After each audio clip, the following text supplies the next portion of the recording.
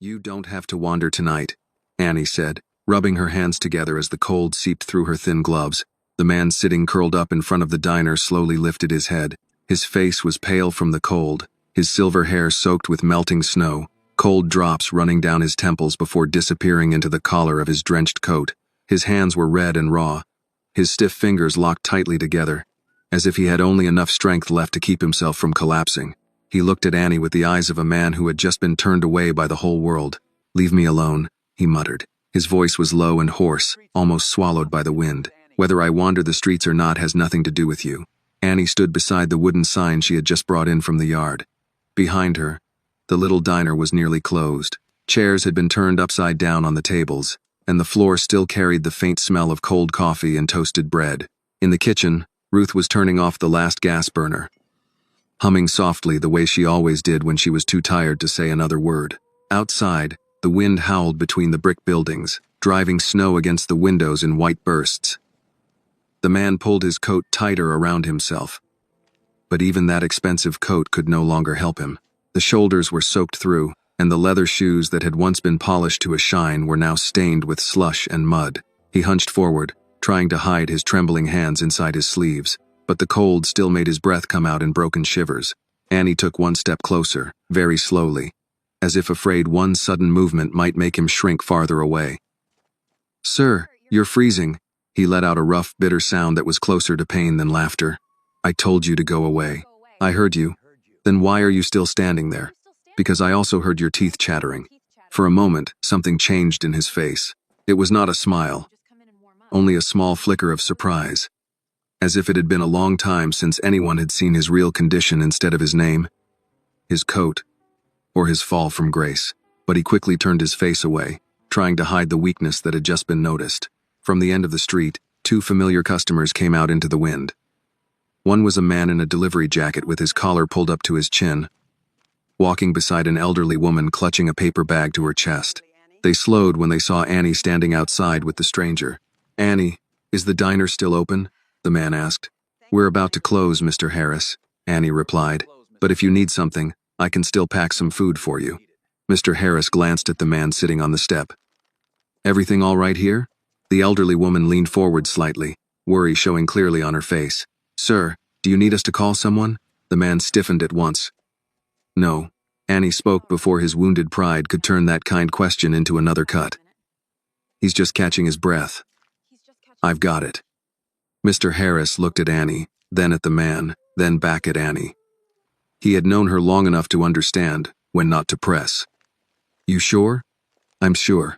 The elderly woman opened her purse and took out a few clean tissues. "Here, sweetheart, maybe he'll need these." Annie accepted them. "Thank you, Mrs. Coleman." Mrs. Coleman looked at the man with gentle eyes. "It's a cold night, sir. Don't sit out here too long." He did not answer. The two customers continued down the sidewalk, their shoes crunching over the snow until the sound faded, leaving Annie and the man beneath the flickering yellow light outside the diner. He lowered his head even more. "You should have let them walk on." "They did walk on. You know what I mean." "No, sir, I don't." He breathed out slowly, as if every word made his throat ache. "People ask questions so they can feel kind for a few seconds. Then they go home, shut their doors, and forget everything." Annie stood still, holding the tissues in one hand and the old wooden sign in the other. The sign read, "Annie's Warm Bowl, soup, stew, bread, coffee."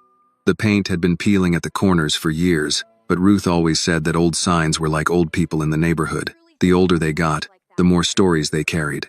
"You think everyone is like that?" Annie asked. "I know everyone is like that. You can't possibly know everyone."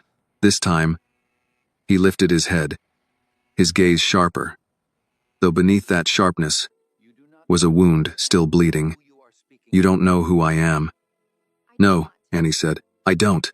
You have no idea who you're talking to." "I guess I don't. I could be anyone." "Yes, you could. I could be dangerous." Annie looked at his trembling hands, his wet coat, and his shoulders tightening in the wind. She did not mock him, and she did not pity him in a way that would shame him. She only said softly, "Maybe. But right now, you're a man sitting outside my diner, shaking from the cold, and I can't step over you like I don't see you." He looked at her for a long time. He still did not believe her. not because Annie was lying, but because he had heard so many refusals that night that kindness had become the hardest thing to trust. The people who had once shaken his hand, eaten dinner with him, called him a friend, a father, a partner, had all vanished after phone calls no one answered. He had once owned too many doors, too many keys, too many people smiling when he still had everything. Yet now that he had lost it all in one night, even a roof to shelter under from the snow had become a luxury. Annie lowered her voice. I don't need to know who you are to know that you shouldn't be sitting out here until morning. The wind struck the window hard, making the frame rattle. The man took a deep breath and immediately folded in on himself from the cold.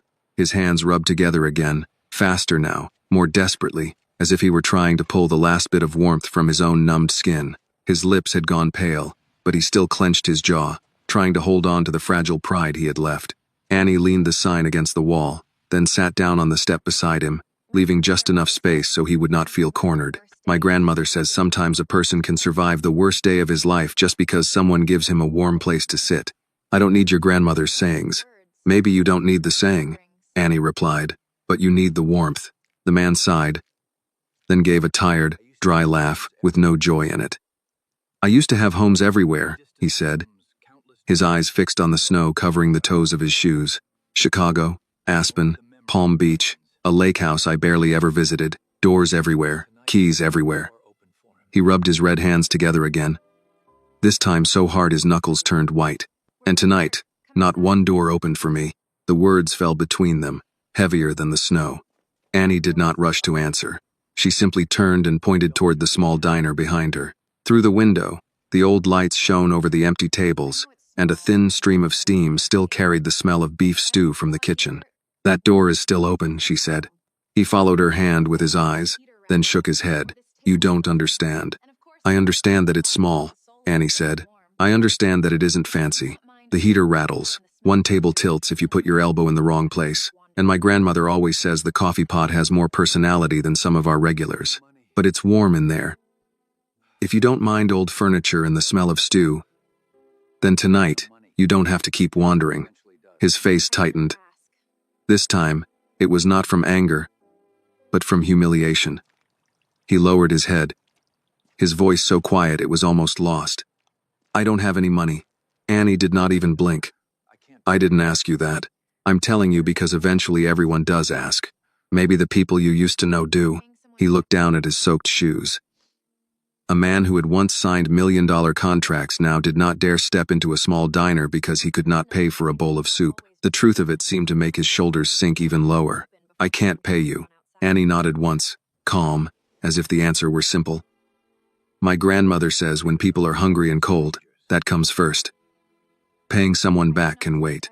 That sounds like a terrible way to run a business. After midnight, this place isn't always just a business, Annie said.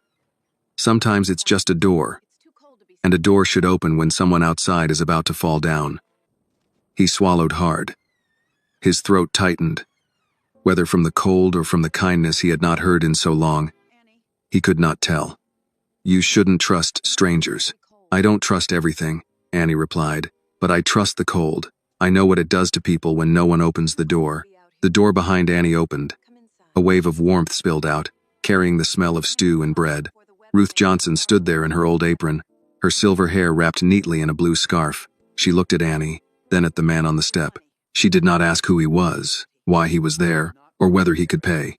Annie, she said gently, I think he's very cold, Grandma. Ruth looked at the man with the eyes of someone who had lived long enough to recognize pain, whether it wore an expensive coat or a torn one. Then bring him in before the weather makes the sorrow inside him any heavier. The man shook his head at once. Ma'am, I can't pay. Ruth's expression did not change. Then don't start with money. I don't want charity. Annie stood and held out her hand. She did not pull him, did not push him, only left her hand there like an invitation. Then don't call it charity. Call it a bowl of soup. He looked at her hand. His pride tried to hold out for one more second, but the cold had worn him down, and perhaps Annie's gentle kindness had weakened him even more. Slowly, he placed his stiff, ice-cold hand into hers. Annie helped him to his feet. When he stepped across the threshold, the small bell above the door gave a tired little ring. The diner was plain and nearly empty, but inside there was yellow light. warmth from the old heater, and the smell of food still hot from the stove. Ruth pulled a chair closer to the heater. Annie went into the kitchen, filled a bowl with beef stew, added 2 slices of bread beside it, and carried it out to him. The man sat down very slowly, as if it had been a long time since he had been allowed to sit somewhere without proving he still had value. Annie placed the spoon in his hand. "Eat first. If you want to talk later, you can. If you don't, that's all right too." He looked at the hot bowl of stew in front of him, then at Annie. Something trembled in his eyes, weak and wounded. "Why are you doing this?" Annie pulled the napkin closer to him. "Because someday, maybe I'll be the one sitting outside in the cold. And I hope that when that day comes, someone won't make me tell my whole life story before they open the door." He lowered his head toward the bowl. His hand was still shaking as he lifted the first spoonful. Steam rose and touched his pale face. He put the spoon into his mouth, then closed his eyes for a long moment as the warmth moved down his throat. No one in the diner said another word. William took another spoonful of soup. The heat from the small bowl slowly spread through his throat, down into his chest, and seemed to seep into every vein that had gone numb from the cold. For one brief moment, his hand stopped shaking. He lowered the spoon and closed his eyes. It was not just the taste of the food. It was the painfully unfamiliar feeling of having a bowl of soup placed in front of him without anyone asking how much money he had left, without anyone measuring whether he deserved to be helped. Annie brought him a cup of hot tea and gently set it beside the bowl. "Be careful. There's ginger in it. My grandmother says ginger wakes up the things the cold tries to put to sleep." William opened his eyes and looked at her. "Does your grandmother have a saying for everything?" "Almost. She must be very tired." "She is," Annie said, the faintest smile touching her lips. "But she's usually right." From the kitchen, Ruth called out, "I heard that." Annie raised her voice. "I said you were right. You said it after something else." William almost laughed. It was only the smallest movement at the corner of his mouth, but it disappeared before it could fully form. He looked back down at the bowl of soup. The spoon rested between his red, stiff fingers, looking so unfamiliar that it hurt him to see it. A man who had once held a pen and signed contracts that made entire rooms hold their breath now had to focus all his strength just to keep a spoon from falling out of his hand. Annie pulled out the chair across from him and sat down, folding her hands lightly on the table. "You don't have to tell me anything, sir. But if there's someone we need to call for you, we can." "No." The answer came too quickly, sharper than he intended. Annie kept her voice gentle. "Everybody has someone they want to turn to." William pressed his lips together. "Not tonight." Annie stayed quiet. She did not push. The only sounds in the diner were the heater ticking against the wall and the wind striking the window. A car passed outside, its tires hissing softly through the slush, and then the street fell silent again. "What about family?" she asked softly. The spoon in William's hand touched the edge of the bowl with a tiny sound. His face hardened, as if anger had risen to protect the weak place inside him. But a few seconds later, his breathing changed. It became shorter, faster, more broken. He set the spoon down very carefully, but his hand shook so badly that the bowl shifted slightly on the table. Annie's voice grew quieter. "Sir?" William lifted one hand to cover his mouth. The first sound that escaped him barely sounded like crying. It was more like a broken breath, half swallowed, half released. Then another followed. His shoulders trembled. The composure he had tried to keep since stepping into the diner finally collapsed. He bent over the table, covered his face with both hands, and began to cry with the helplessness of a man who no longer had the strength to protect his pride. If William's pain touched your heart, please like this video to show your support. Tell us in the comments where you are watching from, because someone near you may be watching this story too. And if you want more emotional and inspiring stories like this, please subscribe to the channel. Annie did not panic, and she did not rush to stop him. She simply reached for the stack of napkins and gently pushed them across the table. "You're all right," she said softly. "You're inside now. You're warm. No one is asking you to do anything right now." "I can't," he choked out. "You don't have to try. I can't believe he did it." His voice broke on the last words. Annie remained still. "Who did it?" William drew in a deep breath, but it caught in his throat. He reached for the tea, tried to lift it, then set it back down because his hand would not obey him. "My son." In the kitchen, Ruth's movements suddenly stopped. William swallowed hard, as if the truth itself had sharp edges that scraped his throat. "My own son." Annie's eyes softened, but she did not offer easy comfort. She had heard enough late-night stories from people life had pushed into a corner to know that sometimes words like, "everything will be all right," only made pain sound small. "What did he do to you?" she asked. William pressed a napkin to his eyes, angry at his own tears and too exhausted to hide them. He had the papers ready. Legal papers. He said everything was urgent. He said the company was in danger. He said there were investors waiting to swallow everything I had built if I didn't sign before morning. He let out a dry, bitter laugh. Protection. That was the word he used. He said he was protecting me. Annie glanced toward Ruth, then looked back at him. "He tricked you into signing?" He smiled while he did it. William's voice dropped, sounding more exhausted than the wind outside. "That's what I can't forget. Not the papers, not the small print, the calm on his face. It was as if he had practiced looking sincere in the mirror 100 times. Ruth came out of the kitchen and placed a small plate of buttered bread on the table. "Eat a little bread with your tea," she said. William looked up. "Ma'am, I'm not sure I can swallow." "Try one bite," Ruth replied. Pain hits harder on an empty stomach. He took a piece of bread, not because he wanted to eat, but because refusing her kindness felt harder than accepting it. His hand trembled as he broke the bread in half. Annie waited until he had taken a small bite before asking, "What happened after you signed?" "The company slipped out of my hands. The family office, the properties, the accounts, the voting rights on the board, the house I walked out of tonight." He stopped, pressed his lips together, then corrected himself in a lower voice. "No, I didn't walk out. I was asked to leave." Annie's brow furrowed. "He put you out in this weather?" William nodded slowly. "Security opened the gate. Men I had paid for years. They stood there and opened it for me as if I were an unwanted guest. Not one of them could look me in the eye." "That's wrong," Annie said. William looked at her, and his familiar defensiveness flickered back for a moment. "Right and wrong don't mean much once the papers are signed." Ruth pulled a chair from the next table and sat at the end of theirs, close enough to be present but not in the middle of the conversation. "Paper can carry a lie," she said, "but that doesn't turn the lie into the truth." William looked at her. "In my world, it does. Then your world needs better people in it." The simple sentence left William silent. He looked down at the piece of bread in his hand. "I thought I had them." "Who?" Annie asked. "Friends, partners, family." He shook his head, his eyes hollow. "I called them. My brother. My lawyer. People who used my name when it opened doors for them. People who were willing to answer my calls at midnight when there was money to be made. Tonight, one by one, they disappeared. Some didn't answer. Some sent me straight to voicemail. One texted that he hoped I understood he couldn't get involved." Annie's jaw tightened.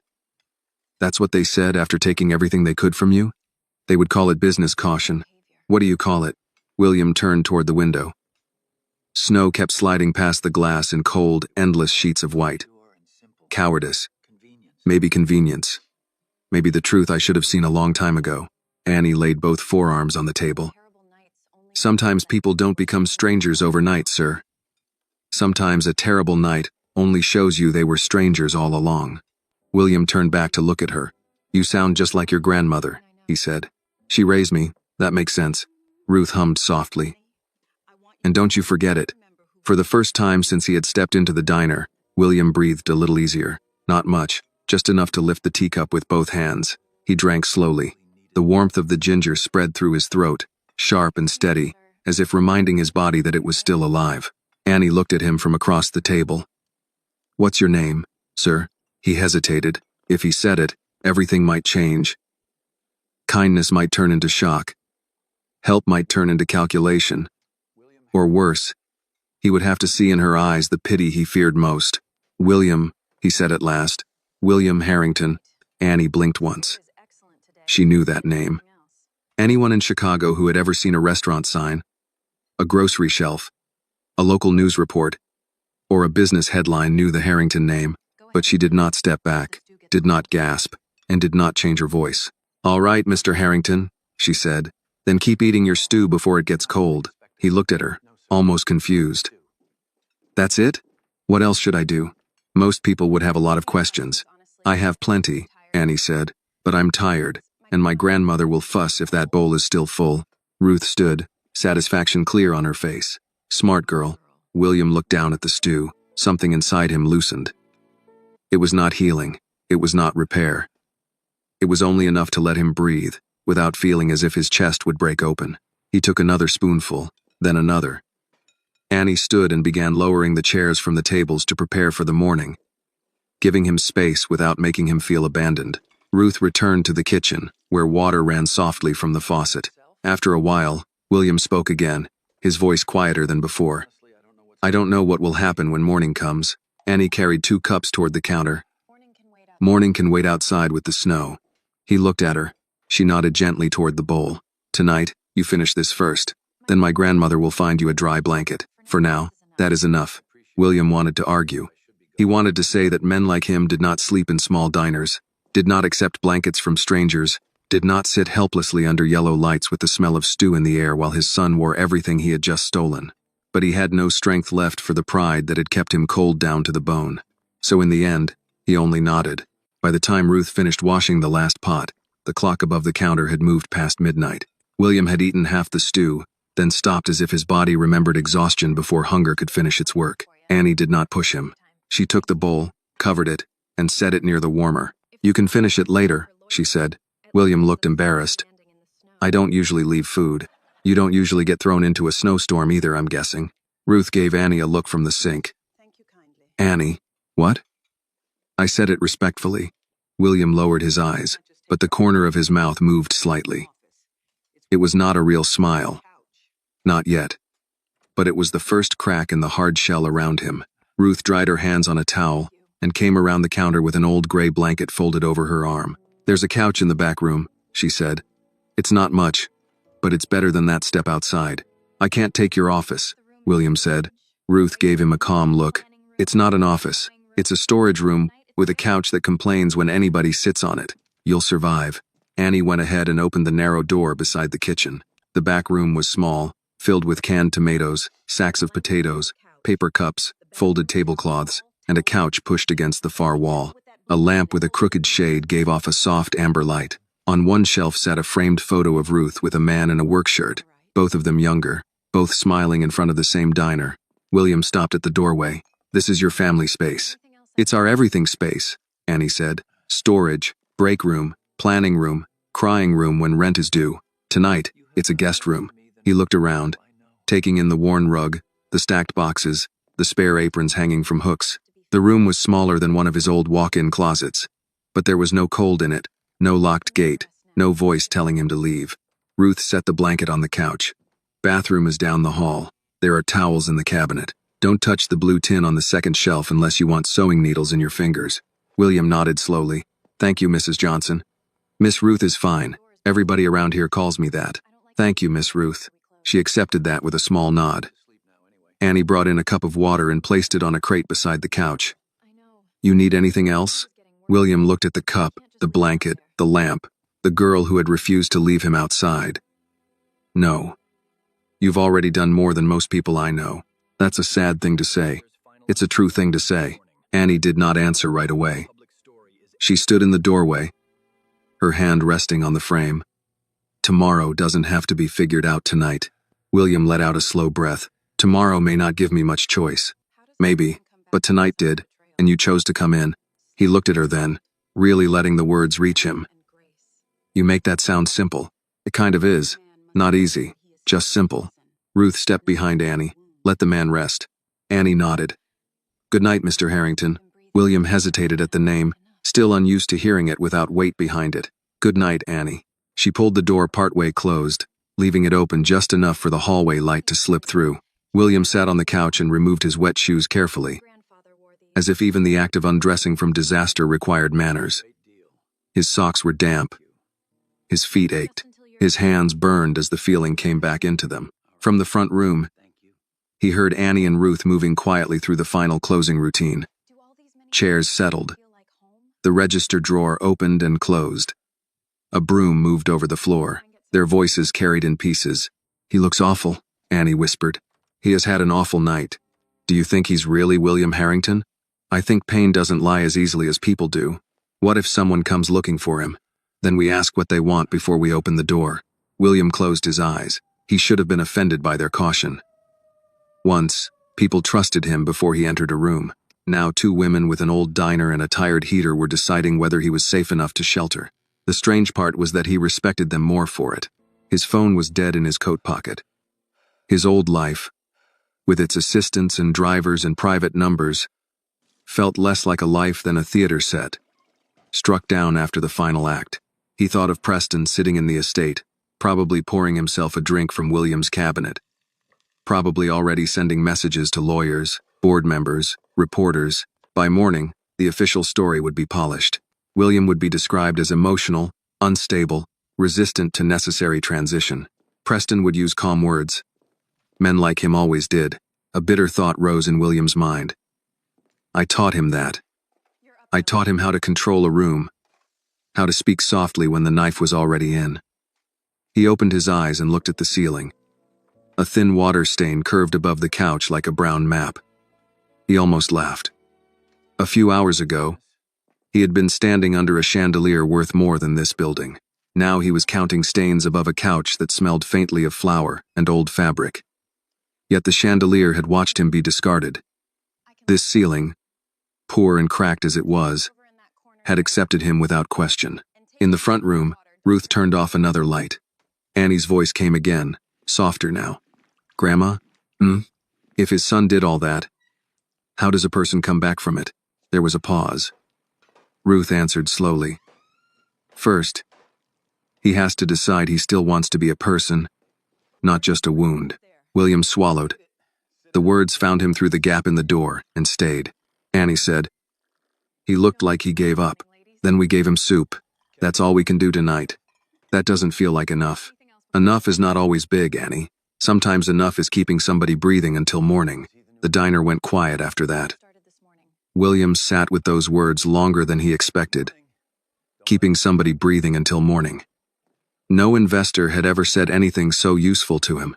No consultant had ever placed a human life into such plain order. After a while, Annie knocked lightly on the doorframe. Sorry, I forgot to leave this. She stepped in with a pair of thick socks, folded and clean. They were my grandfather's. Grandma keeps extra clothes for people who need them. William looked at the socks but did not reach for them right away. Your grandfather? He passed a few years ago. Grandma says he'd fuss if warm socks sat in a drawer while somebody needed them. I'm not sure I should take these. Annie came closer and set them beside the cup of water. Then borrow them. That word landed gently. Borrow. Not beg, not owe, not receive charity. Borrow, as if dignity could remain intact while need was answered. William nodded. Thank you. Annie turned to leave, then paused. Can I ask you something? He looked up. When you said you had doors everywhere, did any of them ever feel like home? The question was too clean. Too direct. He wanted to say yes because a man with estates in several states should not have to think about it. But the answer took too long. Annie understood without making him say it. Get some sleep, Mr. Harrington. She left before he could respond. William changed into the dry socks and covered himself with the blanket. The couch sank under him with a tired groan, just as Ruth had warned. He turned slightly, careful with his sore back, and listened to the building settle. Pipes clicked. Wind pressed against the rear wall. Somewhere outside, a siren passed and faded. He did not pray often. He had always considered action more reliable than prayer. But that night, in the back room of a diner owned by two women he had not known before the snow found him, a single thought rose inside him like a confession. Let me not waste this door. He slept in short, uneasy pieces. Each time he woke, he expected cold stone beneath him, the gate at his back, Preston's voice in his ears. Instead, he found the gray blanket, the crooked lamp, the smell of bread, and the quiet proof that not every door in the world had closed. Just before dawn, Ruth entered the kitchen and began the day's first stockpot. The sound of water filling steel woke him. Then came onions on a cutting board, the scrape of a match, the low cough of the stove catching flame. William sat up slowly. His body hurt, but his mind was clear in a way that surprised him. He folded the blanket, put the borrowed socks neatly beside the couch, and stepped into the hallway. Annie was already at the counter, tying her apron. She turned when she heard him. You're up early, she said. So are you. This place doesn't open itself. William glanced toward the kitchen, where Ruth was stirring the pot like the morning had trusted her with its first breath. Then he looked at the stacked chairs, the chipped sign waiting by the door, the menu board with prices written in chalk. For the first time since the contracts, his mind did not go to what had been taken. It went to what could still be built. Annie, he said carefully, do you need help before opening? She studied him for a second. Can you mop? William looked at the bucket near the wall, then at his hands. The red had faded, but the ache remained. I can learn. Annie handed him the mop. Then start in the corner and don't drown the floor. William took it. The first stroke was awkward. The second was better. Ruth glanced out from the kitchen and said nothing, but her mouth softened. Outside, Chicago was still buried in snow. Inside, Annie's warm bowl began another day, and William Harrington, who had lost an empire overnight, found himself standing under old lights, learning how to clean a diner floor before sunrise. By 6 in the morning, the first regular pushed through the door with snow on his shoulders and a lunch pail in his hand. Marcus Bell from the repair shop next door stamped his boots on the mat, pulled off his cap, and gave Ruth a nod that carried years of habit. Morning, Miss Ruth. Morning, Marcus. Coffee? Black is bad news. You always say that like you enjoy bad news. I enjoy surviving it. Annie smiled from behind the counter and reached for his mug before he asked. William stood near the far corner with the mop in his hand, unsure whether to keep working or move out of the way. Marcus noticed him at once, the way men who had spent time in uniform noticed changes in a room without making a show of it. New help? Marcus asked. For now, Ruth said. William lowered the mop. Good morning. Marcus looked at his damp hair, borrowed socks, and tired face, then gave a short nod. Morning. Floor looks better than it did yesterday. Annie glanced down. Barely. William looked at the streaks he had left across the old tile. I may have overestimated my technique. Marcus took his coffee. A man who can admit that before sunrise might still be useful. The remark was plain, not unkind. William accepted it with a slight nod and returned to the corner, this time using less water as Annie had told him. The work was simple, but not easy. His back ached.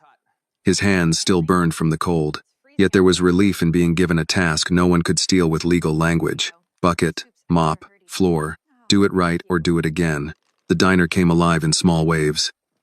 2 sanitation workers came in for stew packed in wide paper bowls. A nurse from the night shift ordered coffee and chicken soup to take home.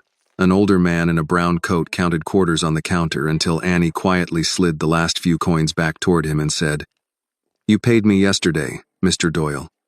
Don't argue before breakfast. I didn't pay you yesterday. You tipped me last week. I'm applying it forward. That is not how math works. That is how my math works. Ruth called from the kitchen. Let the girl do her math, Earl. The old man tucked the coins away. Embarrassed, but grateful. William noticed. He noticed everything now because he had nowhere else to look. Annie did not make people feel poor when she helped them. Ruth did not make people feel small when she fed them. The place had rules, but they were human rules, shaped by hunger, pride, weather, age, and memory. At 7:30, the breakfast rush hit. William tried to stay useful. He carried clean spoons to the counter, wiped a table after 2 men left, and nearly dropped a tray of coffee when a delivery driver brushed past him too quickly. Careful, Annie said, catching 1 cup before it tipped. I had it. No, you had half of it and hope. Marcus laughed from his stool. That girl will tell the truth even if it costs her a tip. It usually doesn't, Annie said. People like knowing where the ground is. William set the tray down and took a breath. In his former life, he had reviewed quarterly reports before sunrise, spoken with supply teams in 3 time zones, and made decisions that shifted markets. Here, he was learning not to spill coffee. The humiliation should have cut deeper. Instead, it steadied him. No one here cared about the man he had been. They only cared whether he could keep up. When the rush thinned, Annie leaned both palms on the counter and exhaled. That was heavier than Tuesday usually gets. Weather, Ruth said. Cold brings people to soup. Cold and the busted heater at the bus office, Marcus added. Half the drivers are going to come through by noon. Annie reached under the counter for a small notebook with a bent cover. William saw columns of numbers written in pencil, some erased so often the paper had thinned. She counted bills from the register, set aside a portion in an envelope marked rent, then frowned at a supplier invoice. Ruth saw it. How bad? Potatoes went up again. Beef too. And Mr. Kaplan wants the back rent by Friday. Marcus's jaw moved. He told you end of the month. He changed his mind after he saw the line outside yesterday. Ruth wiped her hands on her apron. Greed has good eyesight. Annie closed the notebook quickly when she realized William was near. Sorry. Family business. I understand. No offense. None taken. but he did understand more than she knew. He had spent his life reading businesses by their pressure points. A rising supply cost. A landlord testing weakness. A menu priced by kindness instead of margin. Loyal customers, strong food, poor leverage. Annie's warm bowl had a heart that could fill a room, but the numbers around it were tightening like a fist. A man in a navy overcoat entered around 8, not a regular judging by the way he checked the corners before ordering. He asked for coffee only, then used the counter to sort through papers in a leather folder. William saw the logo on one page and went still. Harrington Foods and Hospitality Group. The old red crest. His old crest. Annie noticed his hand pause on the rag. You okay? William turned slightly away. Fine. The man with the folder spoke into his phone, keeping his voice low but not low enough. Yes. Preston wants the announcement positioned as a leadership modernization. No. Do not say removal. Say transition. Mr. Harrington is taking personal time after an internal restructuring. William's fingers tightened around the rag. Personal time. Internal restructuring. His own downfall being turned into a paragraph before he had finished his first morning in borrowed socks. Annie followed his attention to the man. She understood enough. Do you want to step in the back? No. You sure? If I hide every time someone lies politely, I'll spend the rest of my life in storage rooms. The man ended the call, gathered his papers, and placed $3 on the counter. He glanced at William once with vague recognition, then again with sudden certainty. His face changed. Mr. Harrington? The diner quieted around that name. William folded the rag and set it beside the sink. Good morning. The man's mouth opened, then closed. He looked toward the door as if calculating the safest exit. I didn't realize. No, William said. People rarely realize where a man lands after they help push. The man flushed. I had nothing to do with. Coffee's $3. Annie cut in, her voice calm. You paid. You can go. He looked at her, offended by the simplicity of being dismissed. Excuse me? Annie held his gaze without raising her voice. You heard me. For a second, William thought the man might argue. Then Marcus turned slightly on his stool. Not threatening, just present. Ruth came out of the kitchen, with a ladle in her hand. The man gathered his folder and left, the bell above the door shaking after him. Annie looked at William. You all right? He gave a quiet laugh through his nose. I'm beginning to dislike that question. Fair. Want a different one? What? Do you want coffee? This time, the laugh almost became real. Yes.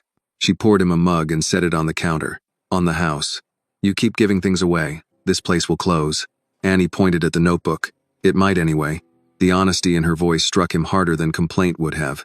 He picked up the mug and took a slow drink. The coffee was strong, slightly bitter, and better than anything served in his old executive lounge because no one here pretended it was more than coffee. May I see the notebook? He asked. Annie pulled it closer. Why? Because your landlord is testing you, your supplier is overcharging you, your menu is underpriced in the wrong places, and your morning traffic is strong enough to support a better breakfast bundle. She blinked. That is a lot to get from standing by a mop bucket. I told you I used to work in food. You said a little. I may have understated. Ruth crossed her arms. By how much? William looked from Ruth to Annie, then at the diner that had opened its door when every other door had closed. Pride would have made him hide the truth. Gratitude required better. I built Harrington Foods, he said. Not inherited, built. I know kitchens, suppliers, leases, margins, customer flow, packaging, delivery, and what makes people come back, even when they have cheaper options. Annie did not speak right away. Her fingers rested on the notebook. And you think you can fix this? No, William said. Not fix. Help, if you allow it. Ruth studied him with the patience of a woman who had seen many men talk big near coffee and do little near dishes. Why? William looked toward the door, where snow still moved across the glass. Because last night you gave me a place to sit when I had nowhere to go. This morning you gave me work when I had no name worth using. I can't repay that with money right now. Annie's face softened, but her guard remained. We didn't ask you to repay it. I know. That's why I want to. Marcus lifted his mug. Let the man look at the numbers. Worst case, he learns what potatoes cost. Annie almost smiled. He might faint. I have survived worse than potatoes, William said. Ruth pulled out the chair beside the counter. Sit then. But understand this, Mr. Harrington. This place feeds people who count nickels. We don't turn it into one of those restaurants where the plate is big and the food is scared. William sat down and nodded. Agreed. Annie slid the notebook across the counter. It was small, worn, and full of careful pencil marks. William opened it with both hands, as if it were not just a ledger but a trust being placed before him. Outside, the city began its gray winter morning. Inside, steam rose from the stockpot, coffee warmed the air, and William Harrington saw the first shape of a future he had not expected. Not a return to the tower he had lost, but a chance to build from a counter, a notebook, and a girl who had opened the door. William spent the next 2 hours at the counter with Annie's notebook open in front of him, a pencil in his hand and a mug of coffee going cold beside his elbow. He did not touch the numbers at first. He read them the way some men read letters from home, slowly, respectfully, looking for the story under each line. Potatoes, beef, carrots, onions, flour, coffee, takeout bowls, rent, gas, repairs, paper napkins, cleaning supplies. Every dollar had been written down in Annie's neat hand, but the pages carried more than math. They carried worry. Annie stood across from him, arms folded, trying not to look nervous. "You're making that face again." "What face?" "The face people make right before they say something bad but dress it up nice." William looked up. "I wasn't dressing anything up." "So it's bad?" "It's fixable." "That means bad." Ruth, who was cutting celery at the prep table, gave a soft sound. "Let the man finish before you bury the place." William turned the notebook slightly so Annie could see.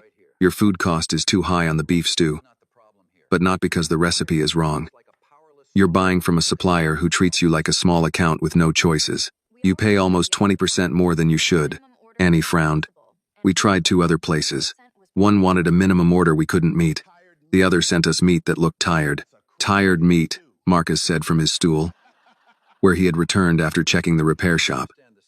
"That's a crime against stew." "It is," Ruth said without looking up. William tapped the page.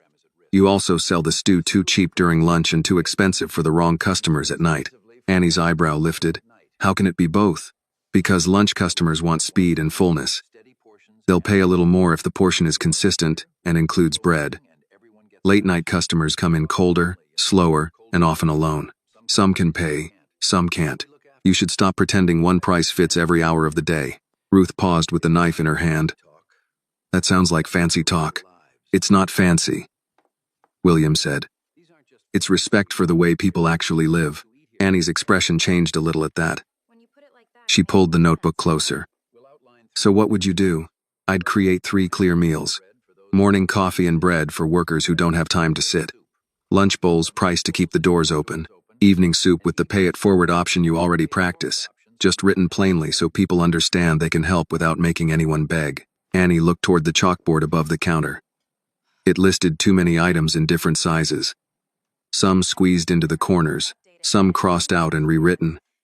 "Grandma hates changing the board." Ruth pointed the knife gently toward her. "Grandma hates bad handwriting. There's a difference." William almost smiled. "Then we start with the board." The morning softened into late day. Customers came and went. William did not try to take over. He asked questions, listened, and wrote in the margins. What time did the bus drivers come in? Which soup sold out first? Who needed softer bread? How many people asked for takeout but left when the line got long? Annie answered most of it from memory. Ruth corrected details without moving from the stove. Marcus added what he knew from the shop window, which was more than anyone expected. By 3 o'clock, William had drawn a simple layout on the back of a paper bag. 1 line for ordering, 1 for pickup. Coffee closer to the register. Bread baskets moved away from the corner. 3 soups listed large enough for older eyes to read from the door. Annie studied the drawing as if he had handed her a map to a place she had walked past for years without seeing. "It's still our place, right?" she asked. William set down the pencil. "It has to be. If it stops feeling like yours, people will know before you do." Ruth looked at him for a long second. "That is the first thing you've said today that makes me trust the rest." Before William could answer, the door opened, and a stout man in a dark coat stepped in, shaking snow from his sleeves. Annie's shoulders tightened. "Mr. Kaplan," she said. The landlord removed his gloves 1 finger at a time. He had a round face, a small mouth, and the look of a man who enjoyed arriving when people were busy. "Miss Johnson." "Miss Ruth." Ruth's voice cooled. "Afternoon." Kaplan glanced around the diner, his eyes moving over the full tip jar, the chalkboard, the fresh bread cooling near the counter. Business looks healthy. Annie wiped her hands on her apron. We're doing our best, I'm sure. He reached inside his coat and pulled out an envelope. Then you'll understand why I need the overdue rent by Friday. All of it. No extensions. Annie took the envelope but did not open it. You told us the end of the month. I reconsidered. Ruth set down her knife. Rent doesn't usually grow legs and walk closer. Kaplan smiled like he had heard something amusing from someone beneath his patience. The neighborhood is changing. Properties are being reevaluated. I have to protect my interests. William stood near the counter, silent, watching the man's posture, the way he avoided saying increase, until he had cornered them with due dates. Annie opened the envelope and read the paper. The color drained slightly from her face, but her voice stayed even. This says you're raising rent in 60 days. That is correct. This is almost double. It is still below what I could get from a national tenant. Marcus rose from his stool. National tenant going to fix that roof leak you ignored for 6 months? Kaplan's smile disappeared. This is a private matter. Funny, Marcus said. That leak wasn't private when water ran into my boots during breakfast. Annie lifted a hand slightly, asking Marcus not to push. Then she looked at Kaplan. We'll pay what we owe by Friday. But this increase will hurt us. Kaplan shrugged. Success invites adjustment. William heard Ruth's earlier warning in those words. Blessings attract thieves too. He stepped forward. May I see the lease? Kaplan looked him over, recognizing the coat, the worn face, not yet the name. And you are? Someone asking to see the lease before you pressure 2 women in the middle of their workday. Annie turned to William quickly. It's okay. It's not, William said softly. Kaplan's eyes narrowed. I don't discuss contracts with strangers.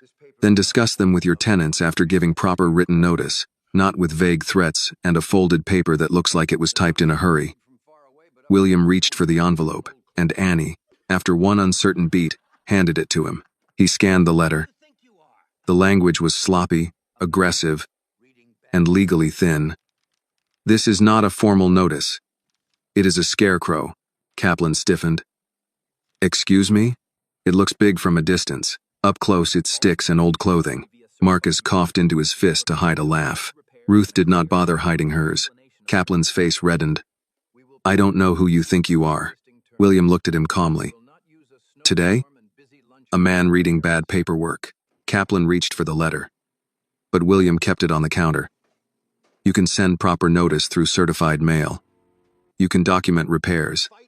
You can explain how you calculated the increase. Until then, they will pay the current rent under the existing terms. And you will not use a snowstorm and a busy lunch hour to frighten them into agreement. The diner went very quiet. Annie looked at William as if another door had opened in him, one leading to the man he had been before the snow. Kaplan looked from William to Ruth, then to Marcus, and understood he had lost the room. This isn't over, Kaplan said. No. Ruth replied. But your coffee is getting cold somewhere else. Kaplan snatched his gloves from the counter and left. The bell shook hard behind him. For a moment, nobody spoke. Then Marcus lifted his mug. I vote we keep him. Annie turned to William, half grateful, half alarmed. You didn't have to do that. Yes, William said. I did. You just met us. You opened the door. That doesn't mean you owe us a war with our landlord. It isn't a war, it's a lease. He handed the paper back. And he is weaker than he wants you to think. Ruth came closer, studying him. You handled that like a man who knows where people hide knives. William looked down at the pencil marks on the paper bag. I used to sit at tables with men who smiled while moving millions. Mr. Kaplan is not original. Annie's worry did not fully fade. People like him don't like being embarrassed. No, William said. They don't. So we don't embarrass him again unless we have to. We prepare. Prepare how? He turned the paper bag over and drew 3 columns. Rent, suppliers, daily sales. First, we stop guessing. We find every leak in the numbers. Second, we call the supplier before closing and ask for a better rate. Third, we fix the menu before tomorrow morning. Fourth, we put your pay it forward bowl on the board where people can see it. Annie looked at the columns, then at him. You make it sound like we have a chance. William picked up the pencil again. His hands still ached from the cold, but they were steady now. You have more than a chance. You have good food, loyal customers, and a reason people come back. Most businesses would pay a fortune for one of those. And what do you get? Annie asked. The question was fair. He respected her for asking it. William looked around the diner, Ruth at the stove, Marcus at the counter, Annie holding the letter that had scared her less once someone stood beside her. For now, he said. A place to be useful. Ruth nodded once. As if that answer passed a test she had not announced. Then be useful before supper. That chalkboard won't rewrite itself. Annie handed him a clean cloth and a piece of chalk. Can you write big? William glanced at the old board. I can learn. This time, when Annie smiled, it was not only kindness, it was the first fragile sign of trust. Outside, the snow kept falling over Chicago, but inside Annie's warm bowl, the day had shifted. William had arrived as a man without a door. By evening, he was standing on a chair, chalk in hand, helping rewrite the first menu of a future none of them had planned. By closing time, William's chalk handwriting had taken over the board above the counter. The old menu, once crowded with crossed-out prices and cramped notes, had been wiped clean. In its place were 3 simple sections Ruth could read from the kitchen, and Marcus could read from the door without putting on his glasses. Morning bread and coffee, working lunch bowls, evening stew. Underneath, in Annie's careful hand, was a new line William had asked her to write herself. Pay it forward bowl. $2 added to any order buys soup for someone who needs it. Annie stood with the chalk still in her fingers, looking at that last sentence longer than the others. You really think people will do it? William wiped chalk dust from his hands with a towel. Some will, some won't. But people can't help with something they don't know exists. Ruth stepped out of the kitchen, arms folded over her apron. And what about the ones who come in needing it? You want them pointing at a board and announcing they're broke? No, William said. Never. The board is for the giver. The receiving stays quiet. Annie already knows who needs help. You both do. Annie glanced at Ruth. We keep a card box under the counter. If somebody pays forward, we put a card in.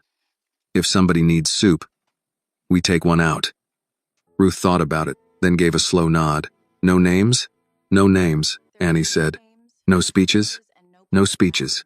No making folks feel like they owe the whole room gratitude for a bowl? William answered this time. No, dignity is part of the meal. Ruth looked at him for a moment, then reached for the chalk and added one more line in smaller letters beneath Annie's sentence. Ask quietly, eat fully. Marcus read it from his stool and tapped his coffee mug on the counter. That'll preach. The next morning tested everything. Annie opened the door at 6, and the cold pushed in with the first wave of customers. William was already behind the counter with a towel over his shoulder, not because he belonged there yet, but because Ruth had told him if he was going to advise a diner, he had better know where the clean cups were kept. The breakfast line formed faster than usual. Bus drivers, snowplow workers, nurses coming off shift, 2 men from the hardware store, and Mrs. Coleman with her paper bag tucked under her arm. Annie pointed to the new board. We changed things a little, so yell at me after coffee. Not before. Mr. Harris squinted up at the chalk. Morning bread and coffee, that's new. Same bread, faster name, Annie said. How much? $4 with butter, 5 with jam. Coffee refill included if you sit. Mr. Harris pulled out his wallet. That's fair. William stood near the pickup counter, listening. Fair, not cheap, not expensive. Fair. It was one of the hardest words in business, because it had to make sense to both sides of the counter. The new flow worked almost immediately. People ordered faster because they could read the choices. Annie did not have to explain 6 sizes of soup. Ruth did not have to shout from the kitchen every time someone asked what came with lunch. Marcus, who had no official role and had refused one twice, guided newcomers with the authority of a man who had claimed his stool by long service. Order there, pick up there, he told a delivery driver. Don't block the coffee unless you want Miss Ruth to remember your face. Ruth called from the kitchen. I remember every face. The driver moved at once, and the counter laughed. By 9, Annie had placed 11 cards in the small wooden box under the register. 11 pay-it-forward bowls before lunch. She did not say anything, but William saw her check the box twice, as if the cards might disappear. Near 10, Mr. Doyle came in, shoulders hunched against the cold. The same brown coat buttoned wrong. He looked at the board, then at the coins in his hand, and his mouth pressed into a thin line. Annie reached beneath the counter, took one card from the box, and set a bowl ticket beside the register without making a show of it. "Beef stew today, Mr. Doyle?" He blinked. "Annie, I don't have enough. You're covered." "By who?" "By the box." "What box?" "The quiet one." His eyes moved to the board, then back to her. His voice lowered. "I don't like taking. It's not taking if somebody gave it for this reason." Mr. Doyle's hand closed around the coins. "I can pay next week. Then next week you can put one back in the box for somebody else." He stood there another second, pride and hunger wrestling in his face. Finally, he gave a short nod. "Small bowl." "Regular bowl," Ruth called from the kitchen. "Miss Ruth." "Regular bowl, Earl." He stopped arguing. Annie wrote the order, and William turned away slightly so the man would not feel watched. That small courtesy did more for William than he expected. Once, he had thought generosity meant scale, large donations, named buildings, gala dinners, press releases. Here, generosity meant knowing when not to look directly at a man receiving soup. After the lunch rush, Annie opened the register drawer and counted the morning total twice. Her lips parted slightly. "Grandma," Ruth looked over from the stove. "Bad? No. Better than yesterday. A lot better." Marcus set down his mug. "How much better?" Annie looked at William, unsure whether to say the number aloud. He nodded toward the notebook. "Write it down first. Celebrate after the math." She rolled her eyes but did it. "You make Joy wait in line. Joy spends better when it has receipts." Ruth laughed once, and even Annie smiled while she wrote. The new breakfast bundle had moved more bread than usual. The lunch bowls had fewer substitutions. The pay-it-forward cards had added money without raising the cost for those who needed help. Nothing had been saved yet. Rent still waited. Kaplan still waited. Preston's world still moved somewhere beyond the windows. But the diner had taken its first stronger breath. The supplier call came at 2. Annie put the phone on speaker because William asked her to hear every word. The representative, a board man named Carl, began with the same line Annie had heard before. Prices were up, minimums were firm, nothing could be adjusted for a small account. William leaned close enough for his voice to carry but kept it calm. "Carl, how many small restaurants on the west side do you service?" A pause. "Who is this?" "Someone helping Miss Johnson review her purchasing." "How many?" "I don't have that number in front of me." "Then I'll make it easier. If Annie's Warm Bowl increases its weekly order by adding 2 more delivery points within 90 days, what price tier applies?" Another pause. This one longer. "2 more locations?" "Answer the question." Carl's tone changed. "Potentially tier 3, depending on volume. And if she commits to a recurring Monday and Thursday delivery schedule, with payment on delivery for the first 30 days? Annie's eyes widened. Ruth stopped stirring. Carl cleared his throat. "That would reduce handling. I could maybe take 8% off some items." "Not enough. Beef is where you're heavy. Potatoes too. Give her 12 on beef, 10 on potatoes, and lock it for 60 days. In exchange, she stopped shopping around this afternoon." Carl gave a dry laugh. "I didn't know she was shopping around." William looked at Annie. She caught on quickly. "I am now." Carl was quiet. Then, "Let me talk to my manager." "Do that," William said. "Call back in 20 minutes. If not, we move." When the line clicked off, Annie stared at the phone. "Were we actually moving?" "We were going to make him believe we might." "That sounds like lying." "No, it's leverage. You were free to call someone else. I just reminded him." Ruth pointed her spoon toward him. "Careful, Mr. Harrington. We don't cheat people here." "Neither do I," he said. Then the words caught in his chest because he had once believed that about his own family. He corrected himself. "Not anymore. Not here." Annie heard the weight under it and did not press. Instead, she said, "If he gives us 12%, what does that mean?" William took the notebook and wrote the number. "It means rent stops being a cliff and becomes a hill." "A steep hill?" "Yes. But climbable?" He looked at the board, the card box, the line of clean bowls Ruth had stacked for supper. "Climbable," Carl called back in 18 minutes. He offered 10% on beef and 8 on potatoes. Annie looked at William. William shook his head once. Annie drew in a breath and spoke for herself. "Carl, I appreciate that, but we need 12 and 10. We pay on time. We don't waste your driver's route. And if we grow, you grow with us." William watched Ruth's face soften with pride. Carl sighed. "Fine. 60 days. Annie hung up and pressed both hands flat on the counter. "I think my heart just ran across the street and back. Marcus lifted his mug. First negotiation. Ruth came over and kissed Annie's temple. Your mama would have liked that. The words quieted the room, not sadly, but with reverence. Annie looked down, then nodded once. William understood enough not to speak. That evening, after the last bowl was served and the last card placed in the box, Annie found William near the window, looking out at the street. Snow had turned gray along the curb. Across the road, a man paused to read the new board through the glass before stepping in from the cold. You were right, Annie said. About what? People can't help with something they don't know exists. William watched the man approach the counter, where Ruth was already reaching for a bowl. Your grandmother knew it first. I just put it where people could read it. Annie stood beside him. Do you miss it? What? All of it. The big company, the houses, people listening when you talk. He did not answer quickly. In the glass, he could see his own reflection over the diner behind him. Older, tired, wearing an apron Ruth had tossed at him after lunch. I miss knowing who I was when I woke up. Annie nodded. Maybe that's not gone. Maybe it's just not finished. William looked at her. No grand speech followed. She turned and went back to help Ruth, leaving him with that thought. Outside, another gust of wind swept along the sidewalk. Inside, the door opened, the bell rang, and William moved toward the counter before anyone asked him to. The next 3 days did not make Annie's warm bowl famous, but they made it different. The new board stayed clean. The card box under the counter filled and emptied in a rhythm Annie had never seen before. People who had once dropped spare change into the tip jar now added $2 and tapped the counter without making a speech.